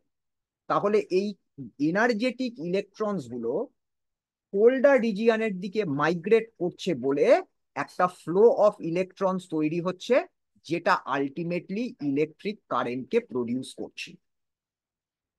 এইবার কি হবে? EMF generation. কেন ইএমএফ বা ভোল্টেজ তৈরি হতে হবে? তাহলে ইএমএফ জেনারেশনে আমরা কি পাবো? এই যে ইলেকট্রন গুলো, যেগুলো হট জাংশন থেকে কোল্ড জাংশনের দিকে ফ্লো করলো, তার জন্য একটা ইলেকট্রিক কারেন্ট প্রডিউস হলো। এবার আমরা সবাই জানি ইলেকট্রিক কারেন্টকে প্রডিউস বা ইলেকট্রিক কারেন্টকে যদি সার্কিটের মধ্যে দিয়ে ফ্লো করতে হয়, তাহলে একটা পোটেনশিয়াল ডিফারেন্স বা একটা ইএমএফ সোর্স বা একটা ভোল্টেজ অ্যাক্রস দ্য সার্কিট দরকার। তাহলে এই ইলেকট্রন গুলো যারা হট জাংশন থেকে কোল্ড জাংশনের দিকে মাইগ্রেট করেছে, তারা এই ইলেকট্রোমোটিভ ফোর্স বা ভোল্টেজকে জেনারেট করছে অ্যাক্রস দ্য সার্কিট। এবার এই ভোল্টেজ কতটা তৈরি হবে? তুমি ওই দুটো জাংশনের মধ্যে যত বেশি টেম্পারেচার ডিফারেন্স রাখবে, তত বেশি ভোল্টেজ তৈরি হবে। যদি তুমি একই সার্কিটে একবার দুটো জাংশনের টেম্পারেচার ধরো একটাকে 0 রাখলে, একটা জাংশনকে 100 করলে, তাহলে যে ভোল্টেজ তুমি পাবে, তুমি যদি সেম সার্কিটের একটা জাংশনকে 0 যেরকম 0 রইলো, অন্য জাংশনটাকে যদি 300 ডিগ্রি সেন্টিগ্রেডে তুলে যাও, তাহলে তুমি দেখবে অনেক বেশি ভোল্টেজ তুমি পাচ্ছ। তাহলে এই যে ভোল্টেজটা জেনারেট করছে অ্যাক্রস দ্য সার্কিট, সেটা হচ্ছে ওই দুটো জাংশনের টেম্পারেচার ডিফারেন্সের সাথে ডাইরেক্টলি প্রপোর্শনাল। যত বেশি টেম্পারেচার ডিফারেন্স তুমি তৈরি করবে, তত বেশি ভোল্টেজ তৈরি হবে। তাহলে পরে আমরা ম্যাথামেটিক্যালি এই ভোল্টেজ যেটা জেনারেটেড হলো, সেটাকে কিভাবে লিখবো? সেটাকে এভাবে লিখবো, V is equal to S into delta T. এইখানে ভিটা হচ্ছে ওই যে ভোল্টেজটা জেনারেটেড হয়েছে, এসটা কি? এস হচ্ছে একটা কনস্ট্যান্ট, সেটা মেটেরিয়ালের জন্য ফিক্স। তুমি যেই মোমেন্টে মেটেরিয়াল চেঞ্জ করবে, সঙ্গে সঙ্গে এস এর ভ্যালুটা চেঞ্জ হয়ে যাবে। এই এসটাকে বলা হয় Seebeck coefficient for a given material. আর এই ডেল্টাটি কি? ওই কোল্ড আর হট জাংশনের মধ্যে তুমি কতটা টেম্পারেচার ডিফারেন্স ক্রিয়েট করেছো। এস হচ্ছে মেটেরিয়াল স্পেসিফিক, তাহলে মেটেরিয়াল চেঞ্জ না করলে এস চেঞ্জ হবে না। তাহলে দেখতেই পাচ্ছ ভি ডেল্টা টি এর উপর ডিপেন্ডেন্ট। ডেল্টা টি তুমি যত বেশি করবে, ভি তত বাড়বে। ডেল্টা টি যত কম রাখবে, ভি তত কমবে। দেখো, সিবেক এফেক্টটা তোমাদের কাছে ক্লিয়ার হলো কিনা বলো। হ্যাঁ স্যার। আচ্ছা, এবার লাস্ট, সেটা হচ্ছে পেল্টিয়ার এফেক্ট। এটা পড়লে আমাদের unit 3 complete, sorry unit 4 complete. এটা হয়ে গেলে আমি ইউনিট 3টা স্টার্ট করবো। পেল্টিয়ার এফেক্টে কি হবে? পেল্টিয়ার এফেক্টে আমরা টেম্পারেচার ডিফারেন্স তৈরি করব না। আমাদের দুটো ডিফারেন্ট মেটেরিয়ালের একটা সার্কিট দেওয়া হবে, তার মধ্যে দিয়ে আমরা কারেন্ট ফ্লো করাবো। তার জন্য দেখব একটা জাংশনে হিট অ্যাবজর্ব করে যাচ্ছে, আরেকটা জাংশনে হিট রিলিজ করছে। তাহলে অ্যাজ ইফ যেন পেল্টিয়ার এফেক্টটা সিবেক এফেক্টের যেন একটা অপোজিট টাইপের ফেনোমেননকে দেখাচ্ছে। সিবেকে টেম্পারেচার ডিফারেন্স রেখেছিলাম, কারেন্ট পেয়েছিলাম। এখানে কারেন্ট পাঠাচ্ছি, টেম্পারেচার ডিফারেন্স প্রডিউসড হবে। একটা হট হবে, একটা কোল্ড হবে। তাহলে যেরকম ভাবে আমরা সিবেক এফেক্টকে এক্সপ্লেন করেছিলাম, একই রকম ভাবে পেল্টিয়ার এফেক্টকেও আমাদের এক্সপ্লেন করতে হবে। পেল্টিয়ার এফেক্টকে এক্সপ্লেন করতে গেলে প্রথম যেটা আমাদের জানতে হবে সেটা হচ্ছে মেটেরিয়াল প্রপার্টিস। পেল্টিয়ার এফেক্ট কোথায় হবে? ওই দুটো ডিফারেন্ট মেটেরিয়াল দিয়ে তুমি যে সার্কিটটা তৈরি করেছো, তাদের জাংশনে। এবার তুমি মেটেরিয়ালটা কিভাবে নেবে, কিভাবে চুজ করবে? যে কোনো কন্ডাক্টিভ মেটেরিয়াল নিয়েই কি আমি পেল্টিয়ার এফেক্টের এই সার্কিট তৈরি করব? না, আমরা চুজ করব সেই ধরনের মেটেরিয়ালকে যাদের কিছু ইউনিক ইলেকট্রিক্যাল এবং থার্মাল প্রপার্টি আছে। তার জন্য একটা ওয়েল ডিফাইন্ড লিস্ট আছে, যেটা সায়েন্টিস্টরা এক্সপেরিমেন্ট করে করে করে করে বের করেছেন, এবং সেই লিস্ট অনুযায়ী আমরা মেটেরিয়ালকে চুজ করি। এটা গেল ফার্স্ট পার্ট, সার্কিটটা তৈরি করার জন্য। এইবার হচ্ছে একটা জাংশন হট হবে, একটা জাংশন কোল্ড হবে। এরকম কখনো হবে না যে তুমি দুটো ডিফারেন্ট মেটেরিয়াল দিয়ে সার্কিট বানিয়েছো, ইলেকট্রিক কারেন্ট পাঠাচ্ছ, দুটো জাংশনেই অ্যাবজর্পশন অফ হিট হচ্ছে, বা দুটো জাংশনেই অ্যাবজর্পশন অফ তোমার তোমার তোমার রিলিজ অফ হিট হচ্ছে, তা নয়। একটা জাংশনে অ্যাবজর্পশন হবে, একটা জাংশনে রিলিজ হবে। এবার কোয়েশ্চেন হচ্ছে, এরকম কি হতে পারে যে জাংশনটা এই মোমেন্টে হিট, যে জাংশনে প্রডিউসড হচ্ছে আর যে জাংশনে হিট অ্যাবজর্ব হচ্ছে, এরকম কি করা সম্ভব যেখানে ওই দুটো জাংশনে পুরো মেকানিজমটা উল্টে গেল? তার মানে যে জাংশনে হিট প্রডিউসড হচ্ছিল সেখানে এবার হিট অ্যাবজর্পশন হবে, আর যেখানে হিট অ্যাবজর্বড হচ্ছিল সেখানে হিট প্রডিউসড হবে। এরকম কি করা সম্ভব? সম্ভব। এটাকে বলা হয় এনার্জি এক্সচেঞ্জ। কিরকম?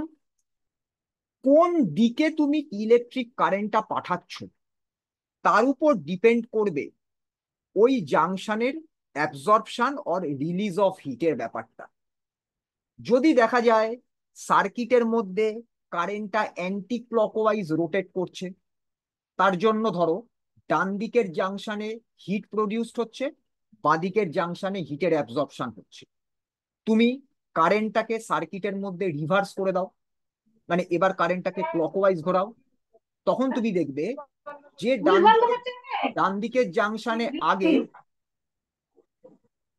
তোমার হিট ইভলভ হচ্ছিল, সেই জাংশনে এবার হিট অ্যাবজর্বড হচ্ছে, আর বাঁদিকের জাংশনে যেখানে হিট অ্যাবজর্বড হচ্ছিল সেখানে হিট ইভলভ করছে।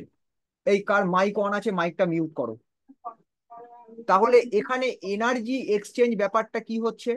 তাহলে এনার্জি এক্সচেঞ্জ মানে হচ্ছে একই ডিফারেন্ট মেটেরিয়ালের তৈরি ইলেকট্রিক্যাল সার্কিটে junction, same junction, heat released হতে পারে, হিট অ্যাবজর্বড হতে পারে, সেটা ডিপেন্ড করবে কোন ডাইরেকশনে তুমি ইলেকট্রিক কারেন্টটাকে সার্কিটের মধ্যে পাঠাচ্ছ তার উপর। এবারে কি হচ্ছে, ইলেকট্রনের মুভমেন্ট হচ্ছে। কিরকম ব্যাপারটা, কারেন্ট ফ্লো করা মানে against the conventional current free electrons flow করছে। যখন কারেন্ট একটা পার্টিকুলার ডাইরেকশনে ফ্লো করছে, তখন যে জাংশনটা কোল্ড জাংশন হবে, সেই জাংশন দিয়ে ইলেকট্রন পাস করার সময় ওই জাংশনের থেকে থার্মাল এনার্জি বা হিট এনার্জিকে অ্যাবজর্ব করে নেবে। তাই জন্যই জাংশনটা ঠান্ডা হয়ে যায়। এটাকে আমরা বলি absorption phase of the Peltier effect. তাহলে পেল্টিয়ার এফেক্টের সময় তুমি যে জাংশনটা ঠান্ডা হচ্ছে দেখবে, সেখানে কি মনে রাখবে, কারেন্টটা ফ্লো করার সময় ইলেকট্রনস গুলো যখন ওই জাংশন দিয়ে পাস করছে, তখন ওই জাংশন থেকে থার্মাল এনার্জি ইলেকট্রনস গুলো অ্যাবজর্ব করে নিচ্ছে। এবার যখন তুমি কারেন্টের ফ্লোটাকে রিভার্স করে দিলে, অপোজিট করে দিলে, এই যে ইলেকট্রন গুলো, সেই ইলেকট্রন গুলো যারা এনার্জিকে অ্যাবজর্ব করেছিল, এবার এরা এই জাংশন দিয়ে পাস করার সময় এনার্জিটাকে রিলিজ করবে। এবার জাংশনটা গরম হয়ে উঠবে। এটাকে আমরা বলি release phase of the Peltier effect.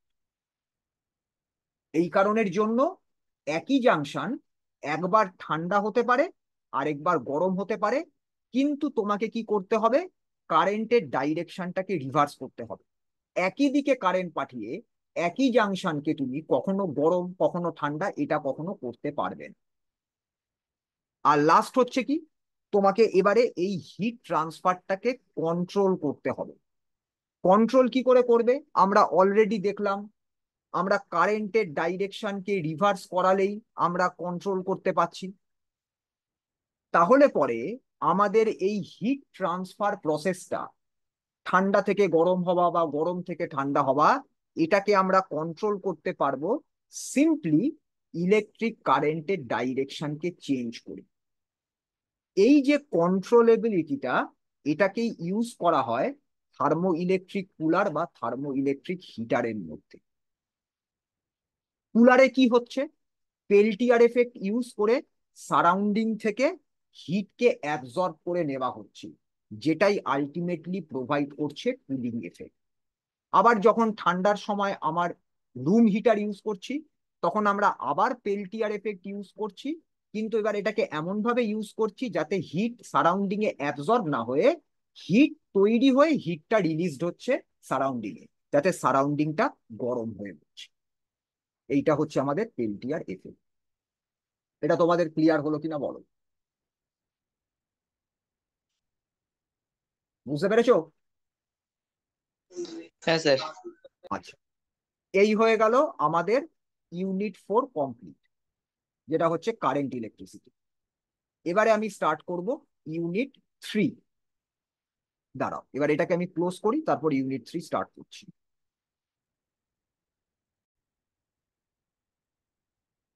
এবারে আমরা স্টার্ট করছি সেকেন্ড ইউনিট, তোমার কি বলে থার্ড ইউনিট।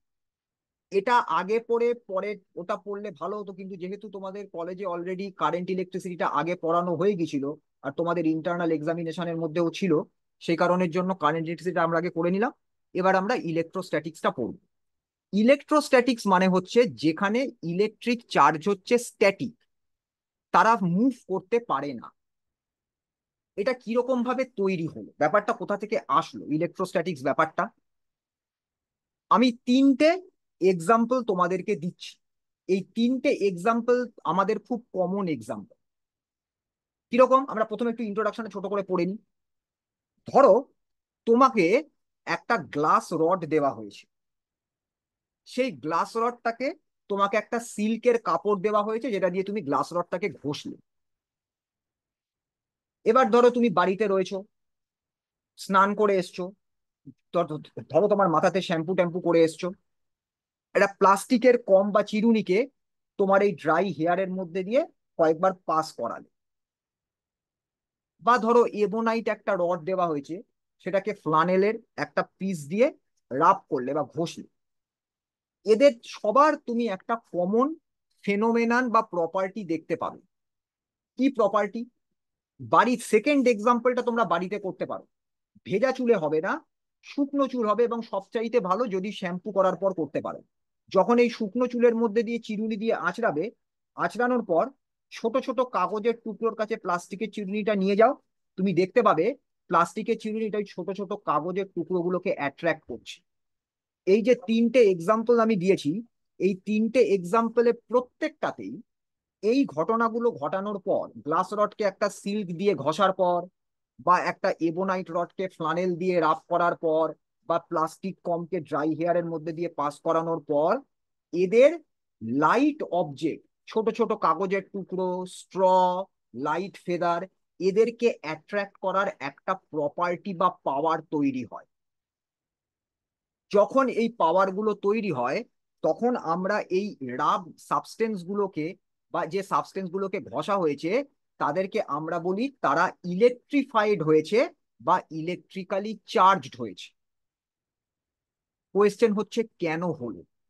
যখন তুমি গ্লাস রডকে সিল্ক দিয়ে রাব করছো, এবোনাইট রডকে ফ্লানেল দিয়ে রাব করছো, তার মানে সেখানে একটা ফ্রিকশন হচ্ছে। ফ্রিকশনের জন্যই এই সাবস্টেন্স গুলো চার্জড হচ্ছে।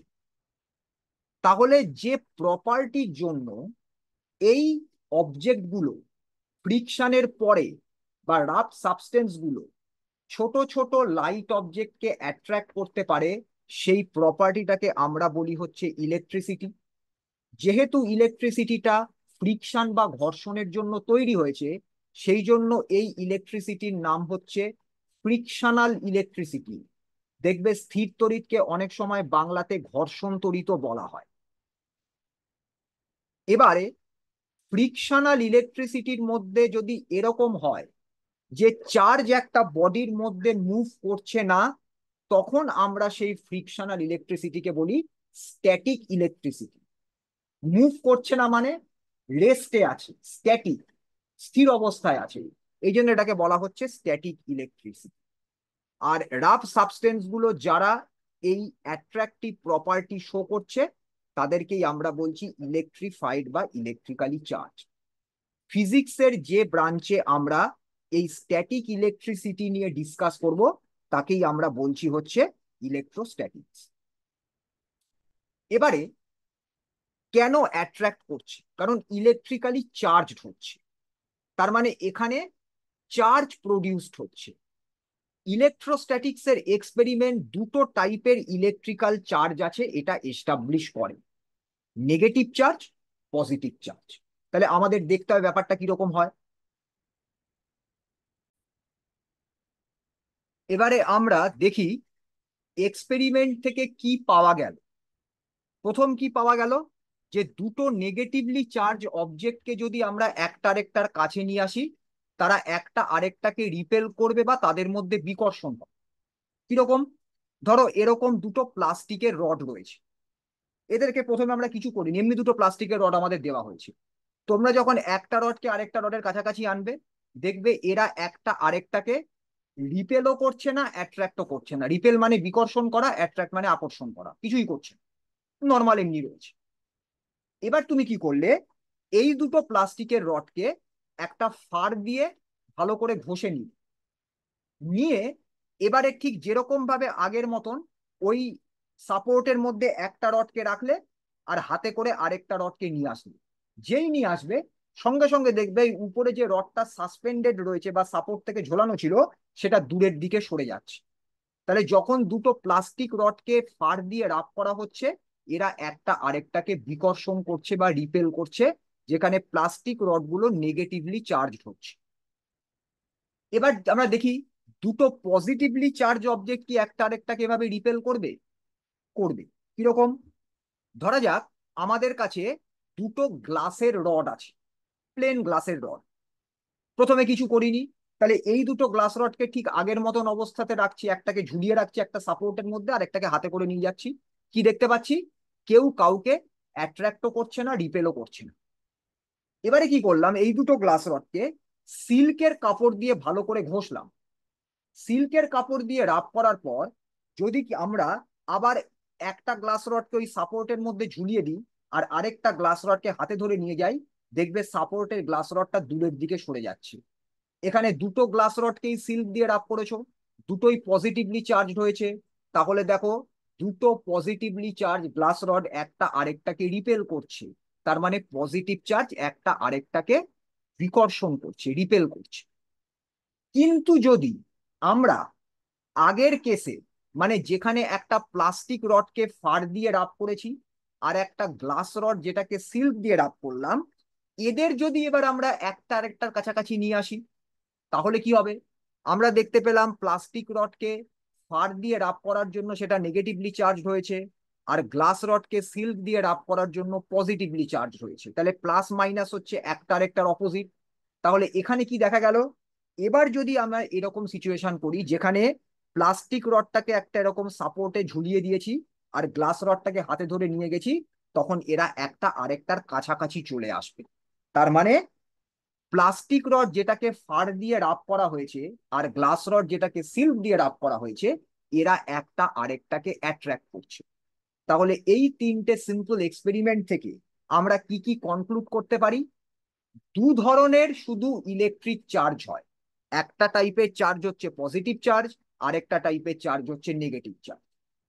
যখন আমরা সেম টাইপ অফ চার্জেস নেব, যাদেরকে আমরা বলি লাইক চার্জেস, একই ধরনের সম আধান, তারা সব সময় একজন আরেকজনকে রিপেল করবে।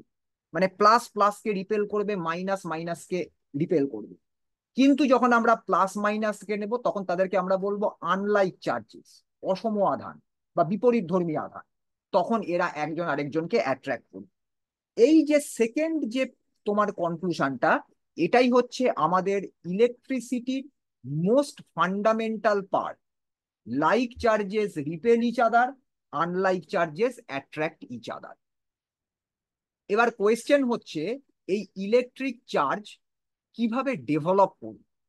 তাহলে সেটা আমাদের জানতে হবে। কেন গ্লাস রডকে আমরা একটা সিল্ক দিয়ে রাব করে দেখলাম গ্লাস রডটা প্লাস হলো, বা প্লাস্টিক রডকে ফার দিয়ে রাব করলে প্লাস্টিক রডটা নেগেটিভ বা নেগেটিভলি চার্জ হলো? কেন? এটা জানার জন্য আমাদের অ্যাটমিক স্ট্রাকচারটাকে একটু জানতে হবে। এই অবধি তোমাদের কাছে ক্লিয়ার হয়েছে কিনা বলো? হ্যাঁ স্যার। আচ্ছা, এবারে আমরা ইলেকট্রিক চার্জকে অ্যাটমিক স্ট্রাকচারের সঙ্গে ব্যাপারটাকে নিয়ে মেলাই। আমরা যখন একটা অ্যাটমিক স্ট্রাকচারকে দেখি, একটা স্ট্রাকচার অফ অ্যাটম দেখি, সেখানে আমরা কি কি ধরনের পার্টিকেল পাই? একটা অ্যাটমের মধ্যে তিনটে ধরনের পার্টিকেল পাই। একটা হচ্ছে নেগেটিভলি চার্জ ইলেকট্রন, একটা পজিটিভলি চার্জ প্রোটন, আর একটা হচ্ছে নিউট্রাল বা আনচার্জ নিউট্রন। কিরকম সিচুয়েশনটা থাকে? এরকম হয় একটা অ্যাটমিক স্ট্রাকচারের ভিতরে ছবিটা, যেখানে প্রোটন এবং নিউট্রন অ্যাটমের সেন্টারে একটা খুব ছোট্ট জায়গার মধ্যে ওটা কনফাইন্ড থাকে। প্রোটন নিউট্রন কখনো এই সেন্টারের ছোট্ট জায়গাটার বাইরে থাকে না কোনো অ্যাটমের মধ্যে। তার মানে এদের মধ্যে ভেরি স্ট্রং অ্যাট্রাকটিভ ফোর্স কাজ করে, যে ফোর্সটার নাম হচ্ছে নিউক্লিয়ার ফোর্স। কেন এটা ভেরি স্ট্রং হয়? তার কারণ এই তোমার সেন্টারের, তোমার মানে আমার এই অ্যাটমের সেন্টার, যেটাকে আমরা নিউক্লিয়াস বলি, সেই নিউক্লিয়াসের মধ্যে প্রোটন এবং নিউট্রন আছে। নিউট্রন তো নেগেটিভ, তোমার নিউট্রাল পার্টিকেল যার কোনো চার্জ নেই, কিন্তু প্রোটন গুলোর তো প্লাস চার্জ। তাহলে একটা প্রোটন আরেকটা প্রোটনকে রিপেল করবে বা বিকর্ষণ করবে। তাহলে এদের নিউক্লিয়াসের বাইরে বেরিয়ে আসা উচিত ছিল, নিউক্লিয়াসটা ভেঙে যাওয়া উচিত ছিল। কিন্তু দেখবে, রেডিও অ্যাক্টিভ এলিমেন্ট ছাড়া অ্যাটমের নিউক্লিয়াস হচ্ছে সবচাইতে স্টেবল। তার কারণ সেখানে কাজ করে ভেরি স্ট্রং নিউক্লিয়ার ফোর্স, যার সঙ্গে তুমি যদি ইলেকট্রোস্ট্যাটিক ফোর্সকে কম্পেয়ার করো, সেটা হচ্ছে নেগলিজিবল। তাই জন্য অ্যাটমের নিউক্লিয়াস হচ্ছে দ্য মোস্ট স্টেবল রিজিয়ান। এই যে নিউক্লিয়ার ফোর্স, এটা হচ্ছে একটা ভেরি শর্ট রেঞ্জের মধ্যেই এদের এফেক্ট থাকে। তুমি নিউক্লিয়াসের বাইরে বেরিয়ে যেই একটু দূরে যাবে, দেখবে এই ফোর্সটা আর নেই। এবার এই নিউক্লিয়াসকে সেন্টার করে ভেরিয়াস অরবিটে দেখো ইলেকট্রন গুলো ঘুরছে। তাহলে এই অ্যাটমের মধ্যে ইলেকট্রন গুলো আটকে আছে কেন? ইলেকট্রন নেগেটিভলি চার্জ, নিউক্লিয়াসের ভিতর আছে পজিটিভলি চার্জ প্রোটন। তার মানে নেগেটিভলি চার্জ ইলেকট্রনগুলোর উপর positively charge nucleus electrostatic attractive force বা আকর্ষণ বল অ্যাপ্লাই করছে, যার জন্য অ্যাটমগুলো, সরি, ইলেকট্রনগুলো অ্যাটমের ইনসাইডে থাকছে এবং নিউক্লিয়াসকে সেন্টার করে ভেরিয়াস অরবিটে এই ইলেকট্রনগুলো রোটেট করছে বা রিভলভ করছে। যখন অ্যাটমটা নিউট্রাল, তার মানে কি, ওই অ্যাটমের নিউক্লিয়াসকে সেন্টার করে যতগুলো ইলেকট্রন রিভলভ করছে, নিউক্লিয়াসের ভিতরে ঠিক ততগুলো সংখ্যক প্রোটন আছে। তার মানে নিউট্রাল অ্যাটমে নাম্বার অফ প্রোটনস আর নাম্বার অফ ইলেকট্রনস হচ্ছে সেম। সেই কারণের জন্য নেট ইলেকট্রিক চার্জ হচ্ছে এক্স্যাক্টলি 0। যখনই এই সংখ্যাটা সমান হবে না, তখনই আমরা দেখব অ্যাটমটা চার্জড হবে, তার জন্যই অবজেক্টটা চার্জড হবে।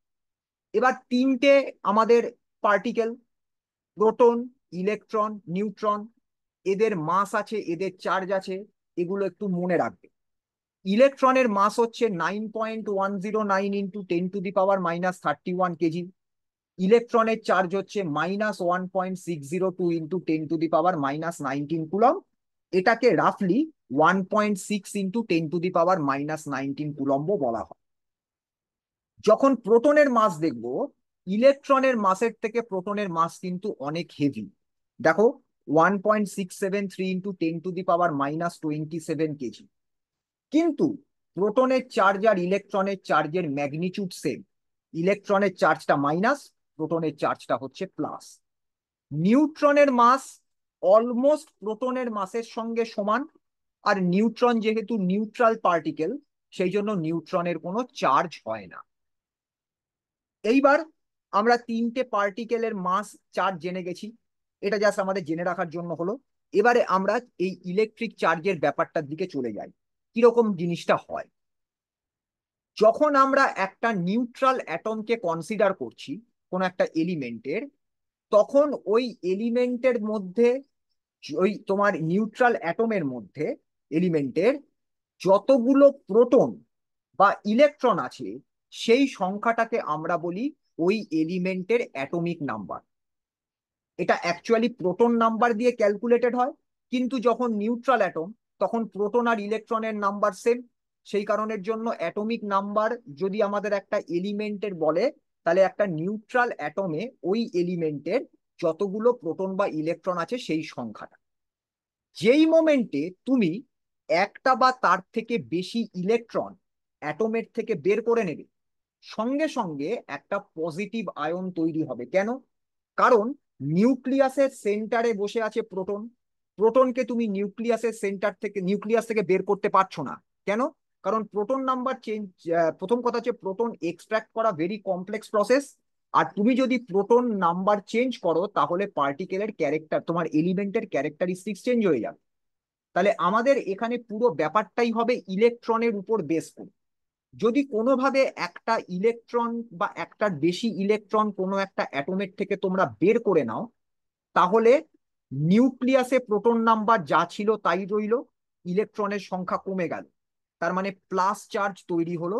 সেই জন্য আমরা এই অ্যাটমটাকে বলছি পজিটিভ আয়ন। যে প্রসেসে কোনো একটা অ্যাটম ইলেকট্রনকে লুজ করে, সেই প্রসেসটার নাম হচ্ছে আয়োনাইজেশন। ইলেকট্রন লুজ করার পর এই যে পজিটিভ আয়নটা তৈরি হয়েছে, তার নাম হচ্ছে ক্যাটায়ন।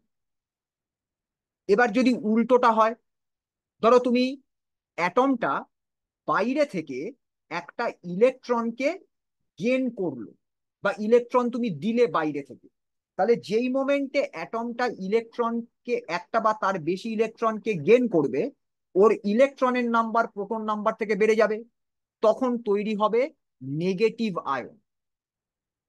তাহলে যে প্রসেসে ইলেকট্রন গেন করে, সেই প্রসেসটার নাম হচ্ছে ইলেকট্রন ক্যাপচার বা ইলেকট্রন অ্যাটাচমেন্ট।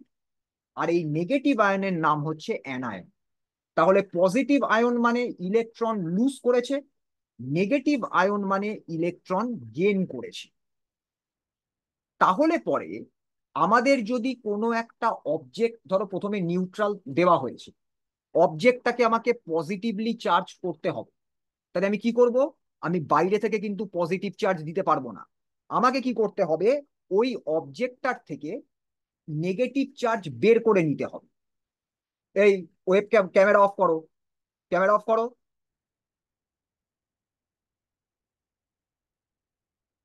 আর যদি একটা অবজেক্টকে নেগেটিভলি চার্জ করতে হয়, তাহলে কি করতে হবে?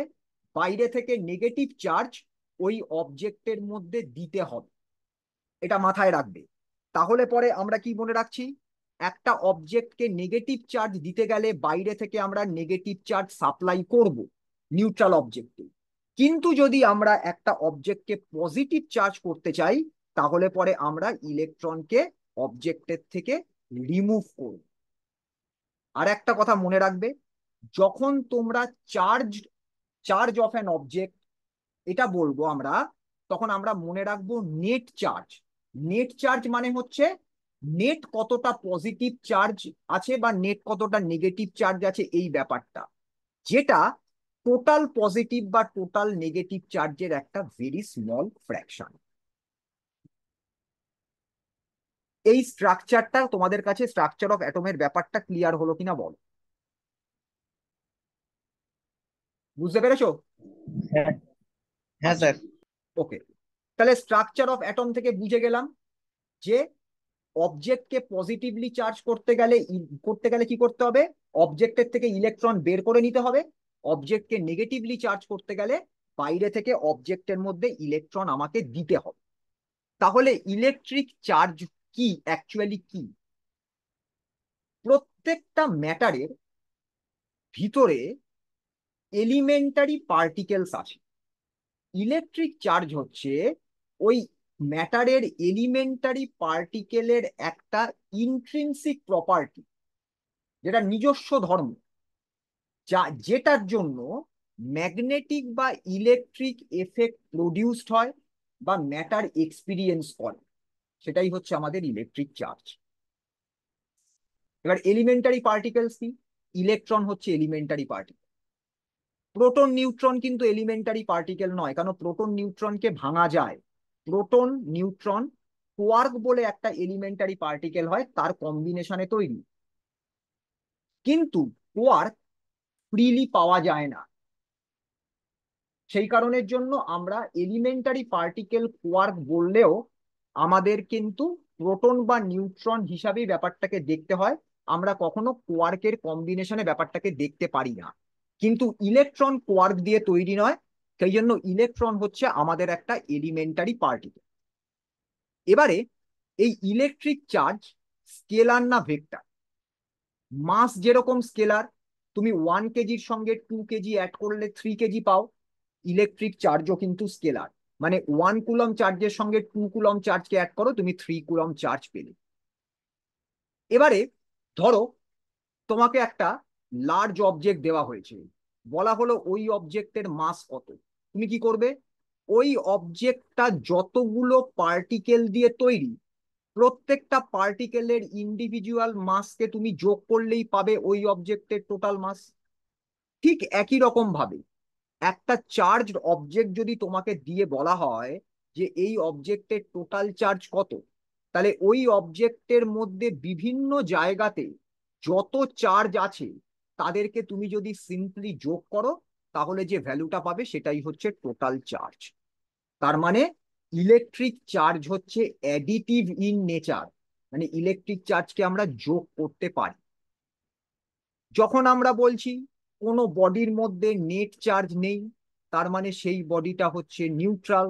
নিউট্রাল মানে হচ্ছে ওই বডির মধ্যে পজিটিভ চার্জের যোগফল আর নেগেটিভ চার্জের যোগফল, এই দুটো হচ্ছে এক্স্যাক্টলি সেম। তাহলে positive charge on a body মানে কি? ইলেকট্রনের ঘাটতি, deficiency of electron. Negative charge on a body মানে কি? এক্সেস অফ ইলেকট্রন, ইলেকট্রনের আধিক্য। এটা মাথায় রাখবে। পজিটিভ চার্জ একটা বডি মানে ডেফিসিয়েন্সি অফ ইলেকট্রন, ইলেকট্রনের ঘাটতি। আর নেগেটিভ চার্জ মানে এক্সেস অফ ইলেকট্রন বা ইলেকট্রনের আধিক্য। দেখো এটা ক্লিয়ার হলো কিনা বলো? হ্যাঁ স্যার। আচ্ছা, এবার চট করে আমরা ইলেকট্রিক চার্জের প্রপার্টি গুলো পড়ে নিই। ফার্স্ট প্রপার্টি, একটু আগে কি দেখলাম, চার্জ হচ্ছে একটা স্কেলার কোয়ান্টিটি। চার্জ ক ধরনের? দু ধরনের, একটা প্লাস একটা মাইনাস। সেকেন্ড, ওই এক্সপেরিমেন্ট গুলো থেকে কি পেয়েছিলাম? লাইক চার্জ একজন আরেকজনকে রিপেল করবে, আনলাইক চার্জ একজন আরেকজনকে অ্যাট্রাক্ট করবে। নাম্বার থ্রি, এইটা খুব ইম্পর্টেন্ট, এটাকে বলা হচ্ছে quantisation of charge. Quantisation of charge মানে হচ্ছে, ধরো তোমাকে একটা কোনো ফিজিক্যাল কোয়ান্টিটি তোমাকে দেওয়া হয়েছে। সে ফিজিক্যাল কোয়ান্টিটি যা খুশি হতে পারে, এটা একটা তোমার ভৌত রাশি। তার কিছু কিছু ভ্যালু হয়, যে ভ্যালুগুলো কোনো একটা ছোট ভ্যালুর ইন্টিগ্রাল মাল্টিপল। তাহলে পরে আমরা সেই ভ্যালুটাকে বলি কোয়ান্টাইজড। ব্যাপারটা আমাদের কাছে এখনো খুব একটা ক্লিয়ার হলো না। তাহলে ব্যাপারটাকে আরেকটু দেখতে হবে কিরকম। কোয়ান্টাইজেশন অফ চার্জ মানে কি? যত ধরনের এক্সপেরিমেন্ট হলো, সেখানে দেখা গেল একটা ইলেকট্রন বা একটা প্রোটন যে অ্যামাউন্টের চার্জকে ক্যারি করে, সেটাই হচ্ছে স্মলেস্ট অ্যামাউন্ট অফ চার্জ। কিছু বলবে? কেউ একজন কিছু কোয়েশ্চেন করার জন্য হাত তুলেছো? সৌম্যজিৎ, জাটুয়া, কিছু বলবে?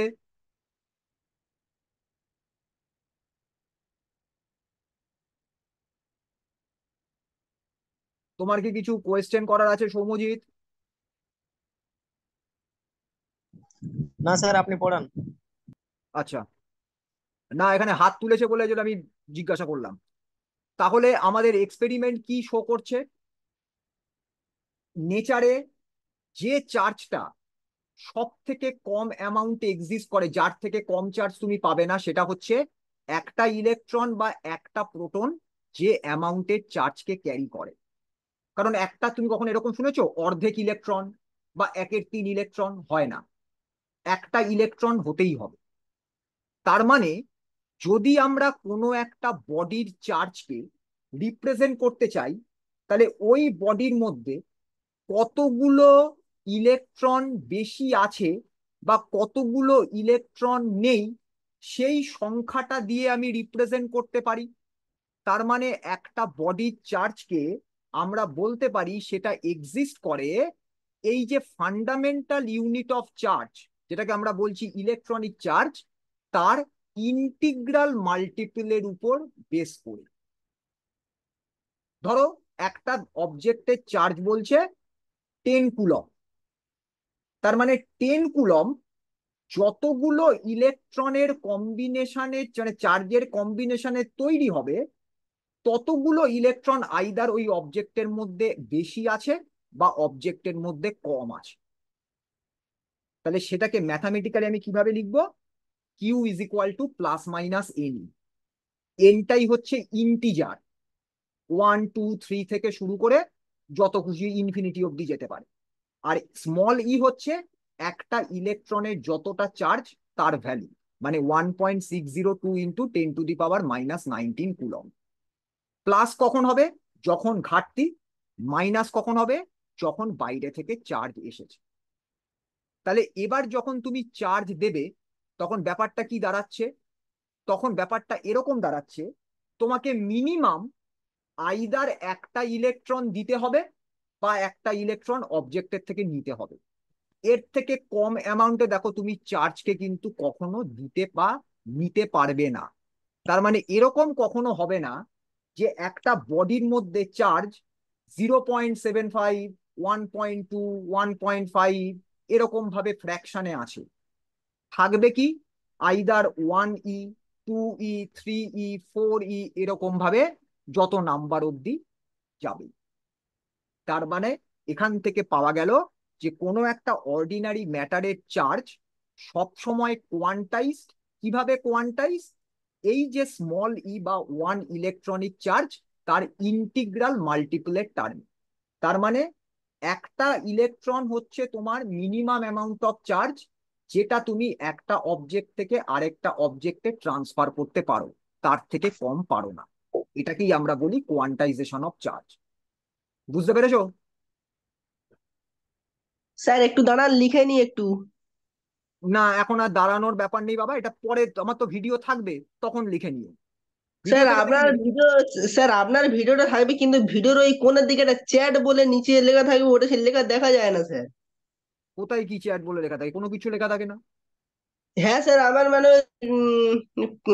ওই খুলতে মাত্রই যেখানে ওই কোনে SRS অ্যান্ড SBI বলে লেখা আছে না, ওই কোনে একটা সেই চ্যাট মানে নামের চ্যাট বলে সেই আহ, নিচে এরকম না, হয়ে এরকম থাকে লেখা। কখনো কখনো থাকে না, কোনো কারণের জন্য সেটা ইয়ে হয়েছে হয়তো। এখন তুমি হ্যাঁ লিখতে স্যার, গেলে অনেক ওরকম আমি দেরি, ওখানে 1:40 বাজে, ক্লাস তো শেষ করতে হবে, আমাকে পড়াতে হবে, তোমাদের সামনে পরীক্ষা। সামনে সে পরীক্ষা জানি স্যার। হ্যাঁ, সুতরাং এটা পরে দরকার পড়লে এখন স্ক্রিনশট নিয়ে নাও, পরে স্ক্রিনশট থেকে দেখে নেবে।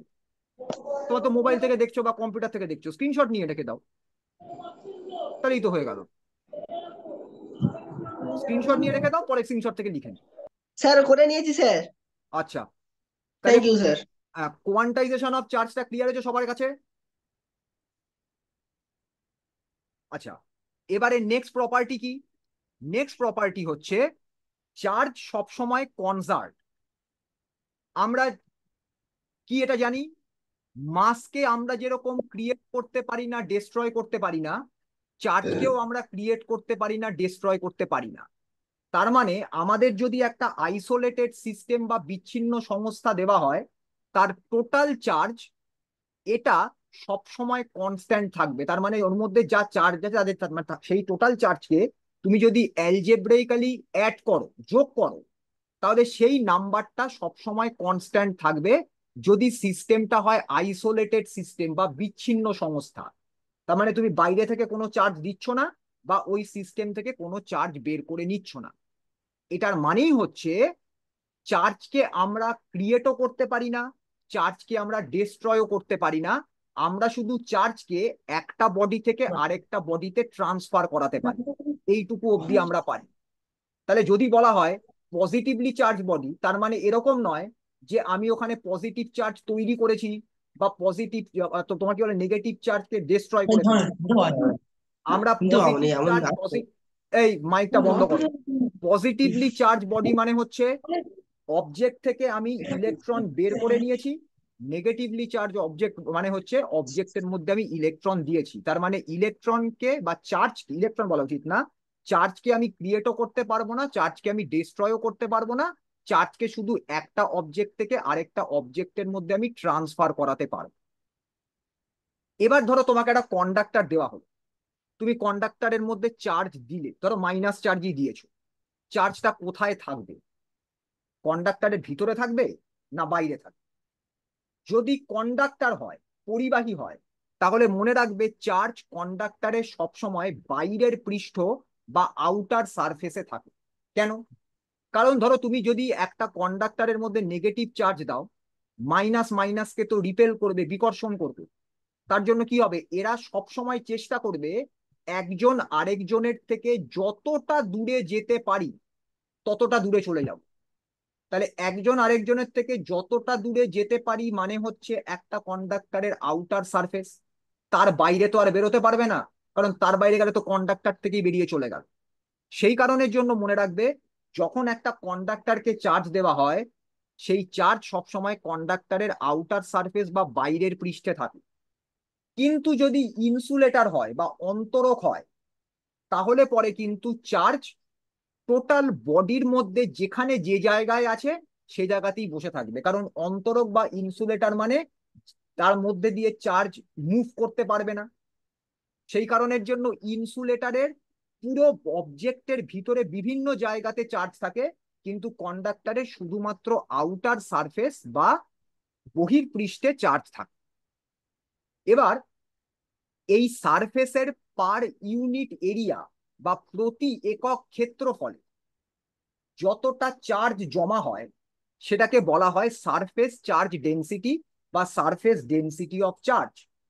এটা ডিপেন্ড করে ওই কন্ডাক্টিং সারফেসের যে পয়েন্টটা তুমি নিয়েছো, সেই পয়েন্টের রেডিয়াস অফ কার্ভেচারের উপর।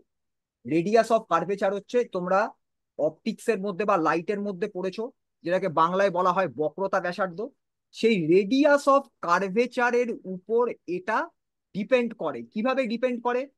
রেডিয়াস অফ কার্ভেচার যত কম হবে তত বেশি সারফেস চার্জ ডেনসিটি হবে, রেডিয়াস অফ কার্ভেচার যত বেশি হবে তত সারফেস ডেনসিটি অফ চার্জ কম হবে। এবার এর কিছু ডিটেল ক্যালকুলেশন আছে, ক্যালকুলেশন বলার দরকার নেই, শুধু এটা মনে রাখ। নেক্সট যে পয়েন্ট, চার্জ মানে কি? ইলেকট্রন বা প্রোটন। ইলেকট্রন বা প্রোটনের মাস আছে, তার মানে চার্জ মাস ছাড়া কখনো এক্সিস্ট করতে পারে না, কিন্তু মাস চার্জ ছাড়া এক্সিস্ট করতে পারে। সেজন্য কখনো যদি তোমাকে বলা হয় একটা বডিকে যদি আমরা চার্জ করি তাহলে বডির মাস কি চেঞ্জ করে? অবশ্যই চেঞ্জ করে, কিন্তু সেই চেঞ্জটা এতটা কম হয়, এতটা মাইনিউট লেভেলে হয় যে আমাদের এই চেঞ্জটাকে কনসিডার করার দরকার পড়ে না। কিন্তু কেউ যদি বলে যে না, আমি ক্যালকুলেট করব কতটা মাস চেঞ্জ হলো, তাহলে কি হতে পারে? তুমি একটা বডিকে যদি পজিটিভলি চার্জ করো, ইলেকট্রন বের করে নিচ্ছ, তার মানে বডির মাস কমে যাবে ভেরি স্লাইট অ্যামাউন্টে। আর যদি বডিকে নেগেটিভলি চার্জ করো, তাহলে তুমি বাইরে থেকে ইলেকট্রন দিচ্ছ, তার মানে বডির মাস স্লাইট অ্যামাউন্টে বেড়ে যাবে। তাহলে বডি চার্জ হলে মাস চেঞ্জ হবে। চার্জ যদি রেস্টে থাকে, মুভ না করে, তাহলে চার্জটাকে সারাউন্ড করে শুধুমাত্র পাওয়া যায় ইলেকট্রিক ফিল্ড। কিন্তু যদি চার্জ মুভ করে তাহলে ইলেকট্রিক ফিল্ডের সঙ্গে ম্যাগনেটিক ফিল্ডও তৈরি হয়। এটা মাথায় রাখবে। Moving charge magnetic field produce করে, আমরা জেনারেলি বলি, আর static charge electric field produce করে। ইলেকট্রিক ফিল্ড চার্জের সাথে থাকবেই, স্ট্যাটিক বা স্থির হলে শুধু ইলেকট্রিক ফিল্ড, মুভ করলে পরে সেখানে নতুন একটা ফিল্ড ডেভেলপ করছে, সেটা হচ্ছে ম্যাগনেটিক ফিল্ড। আর চার্জ যদি কনস্ট্যান্ট ভেলোসিটিতে মুভ না করে অ্যাক্সিলারেট করে, মানে যদি চার্জের ত্বরণ থাকে, তখন আমরা সেই চার্জের থেকে দেখতে পাই এনার্জি রেডিয়েট করছে ইলেকট্রোম্যাগনেটিক রেডিয়েশন বা ইলেকট্রোম্যাগনেটিক ওয়েভের ফর্মে। এটা হলো প্রপার্টিজ অফ ইলেকট্রিক চার্জ। দেখো ক্লিয়ার হলো কিনা বলো? এটা ভালো করে পড়বে, ইলেকট্রিক চার্জের প্রপার্টি পরীক্ষায় অনেক সময় লিখতে দেয়। এবার হচ্ছে positive positive repulsion, negative negative repulsion, positive negative attraction. এই ফোর্স, কতটা ফোর্স দিয়ে রিপালশন হচ্ছে বা কতটা ফোর্স দিয়ে অ্যাট্রাকশন হচ্ছে, এইটা জানার জন্য আমাদের একটা ল পড়তে হবে, সেটাকে বলা হচ্ছে কুলম্বস ল। এখানে দেখো দুটো ছবি দেওয়া আছে, দুটো প্লাস চার্জ Q1 Q2, এদের মধ্যে আর ডিস্টেন্সে তৈরি করে এদেরকে রাখা রয়েছে। তাহলে Q1 Q2 কে রিপেল করছে, Q2 Q1 কে রিপেল করছে। এই যে ফোর্স দুটো প্রথম ফিগারে, এটা হচ্ছে ফোর্স অফ রিপালশন। সেকেন্ড ফিগারে কি করা হচ্ছে? একটা চার্জকে প্লাস করা হলো, আরেকটা চার্জকে মাইনাস করা হলো। এই মাইনাস চার্জের অ্যামাউন্টটা আগের Q2-র অ্যামাউন্টের সঙ্গে সেম রাখা হলো। তাহলে এবার কি হচ্ছে, এদের দুজনকে যদি ওই একই আর ডিস্টেন্সে রাখা হয়, এবার এরা একজন আরেকজনকে অ্যাট্রাক্ট করছে। দেখতে পাচ্ছ রিপালশনে এফ লেখা হয়েছে, অ্যাট্রাকশনেও এফ লেখা হয়েছে, তার মানে ফোর্সটা সেম। তাহলে ফোর্স প্লাস বা মাইনাসের উপর ফোর্সের ম্যাগনিটিউড ডিপেন্ড করবে না। তাহলে ফোর্সের ম্যাগনিটিউড অন্য কিছুর উপর ডিপেন্ড করবে। কার উপর ডিপেন্ড করবে? যদি আমরা দুটো চার্জের মধ্যে ডিস্টেন্সটাকে ফিক্সড রাখি, কনস্ট্যান্ট রাখি, তাহলে ওই দুটো চার্জের মধ্যে অ্যাট্রাকশন বা রিপালশন যাই হোক না কেন, সেটা ওই দুটো চার্জের গুণফল বা প্রোডাক্টের সাথে হবে ডাইরেক্টলি প্রপোর্শনাল। এখানে দেখো Q1 Q2 সেম আছে, একবার দুটোই প্লাস, একবার একটা প্লাস একটা মাইনাস, এদের মধ্যে সেপারেশন আমি সেম রেখেছি। তাহলে আমি কি দেখব? এদের মধ্যে ফোর্সটাও সেম থাকবে। তাহলে যখন আর কনস্ট্যান্ট থাকবে, তখন এফ হবে প্রপোর্শনাল টু Q1 Q2। এটা হলো ফার্স্ট ল যেটা কুলম্ব পেয়েছিলেন। কেন এই লটা প্রুফ করা যায়নি, এই লটা হচ্ছে এক্সপেরিমেন্টালি ভেরিফাইড ল। এবার যদি এরকম হয়, এদের মধ্যে ডিস্টেন্সটা আমি চেঞ্জ করাবো, কিন্তু চার্জ দুটো সেম রাখবো, তখন দেখা গেল ফোর্স অফ অ্যাট্রাকশন বা রিপালশন যাই হোক না কেন, সেটা ডিস্টেন্সের স্কোয়ারের সাথে ইনভার্সলি প্রপোর্শনাল হয়ে গেল, মানে দূরত্বের বর্গের ব্যস্তানুপাতিক হয়ে গেল। তার মানে ডিস্টেন্স যত বাড়াবে ফোর্স তত কমে যাবে, ডিস্টেন্স যত কমাবে ফোর্স তত বাড়বে। তার মানে এফ হয়ে যাবে প্রপোর্শনাল টু 1/r², যদি চার্জ দুটোকে সেম রাখো। এবার এই দুটোকে যখন কম্বাইন করলেন কুলম, তখন এরকম একটা ইকুয়েশন পাবেন, F proportional to Q1 Q2/r²। তাহলে ইকুয়াল সাইন দিয়ে লিখলে আমরা একটা প্রপোর্শনালিটি অফ কনস্ট্যান্ট পাবো, যেটাকে দেখো স্মল কে দিয়ে লেখা হয়েছে। এটা একটা পজিটিভ কনস্ট্যান্ট, কিন্তু মনে রাখবে এটা ইউনিভার্সাল কনস্ট্যান্ট বা সার্বজনীন ধ্রুবক নয়। এই কনস্ট্যান্টটার নাম হচ্ছে কুলম কনস্ট্যান্ট বা ইলেকট্রোস্ট্যাটিক ফোর্স কনস্ট্যান্ট। সার্বজনীন নয় মানে এই ইউনিভার্সের সব জায়গাতে এর ভ্যালু কনস্ট্যান্ট থাকবে তা নয়। তাহলে এই কনস্ট্যান্টের ভ্যালু কার কার উপর ডিপেন্ড করে? ডিপেন্ড করে কোন মিডিয়ামের মধ্যে রেখে তুমি এক্সপেরিমেন্ট করছো তার উপর, এবং এসআই সিস্টেমে কাজ করছো না সিজিএস সিস্টেমে কাজ করছো তার উপর। যদি তুমি মিডিয়াম চেঞ্জ করো, এসআই সিস্টেম সেম রাখো, ফোর্স দেখবে চেঞ্জ হয়ে গেছে। যদি মিডিয়াম সেম রাখো, এসআই সিজিএস চেঞ্জ করো, তাহলে পরে দেখবে ফোর্সের ভ্যালু চেঞ্জ হয়ে গেছে। তার কারণ এই কনস্ট্যান্টটা যে মিডিয়ামের মধ্যে রেখে এক্সপেরিমেন্ট করছো তার উপরও ডিপেন্ড করবে, সাথে সাথে এসআই সিস্টেমে কাজ করছো না সিজিএস সিস্টেমে কাজ করছো তার উপরও ডিপেন্ড করবে। ক্লিয়ার হলো কিনা বলো? হ্যাঁ স্যার। ঠিক হ্যাঁ আছে, স্যার হয়েছে। হ্যাঁ বলো। স্যার হয়েছে স্যার। আচ্ছা আচ্ছা, আজকে ক্লাসটা এই অবধি থাকুক। নেক্সট দিনকে আমরা এই কুলম্বস ল এর পরবর্তী পার্টটা, মানে যেখানে মিডিয়াম চেঞ্জ হলে এই যে কনস্ট্যান্ট কে সেটা কিরকম হবে, এসআই সিস্টেম থেকে সিজিএস সিস্টেমে গেলে এই কনস্ট্যান্টের এক্সপ্রেশন কি হবে, এই জায়গা থেকে আমরা স্টার্ট করে ইলেকট্রিক ফিল্ড, ইলেকট্রিক পোটেনশিয়াল, এগুলোকে সব পড়ে ফেলবো নেক্সট দিনকে। ঠিক আছে, আজকে ক্লাসটা এই অবধি রইলো, বাকিটা আমরা নেক্সট দিনকে কন্টিনিউ করবো। Thank you sir. ওকে, চলো তাহলে আমি ক্লাসটা শেষ করছি। তোমাদের সাথে আমার আবার নেক্সট সানডেতে দেখা হচ্ছে। থ্যাংক হ্যাঁ you sir, sir. Thank you sir. Thank you okay, sir. সবাই ভালো থেকো।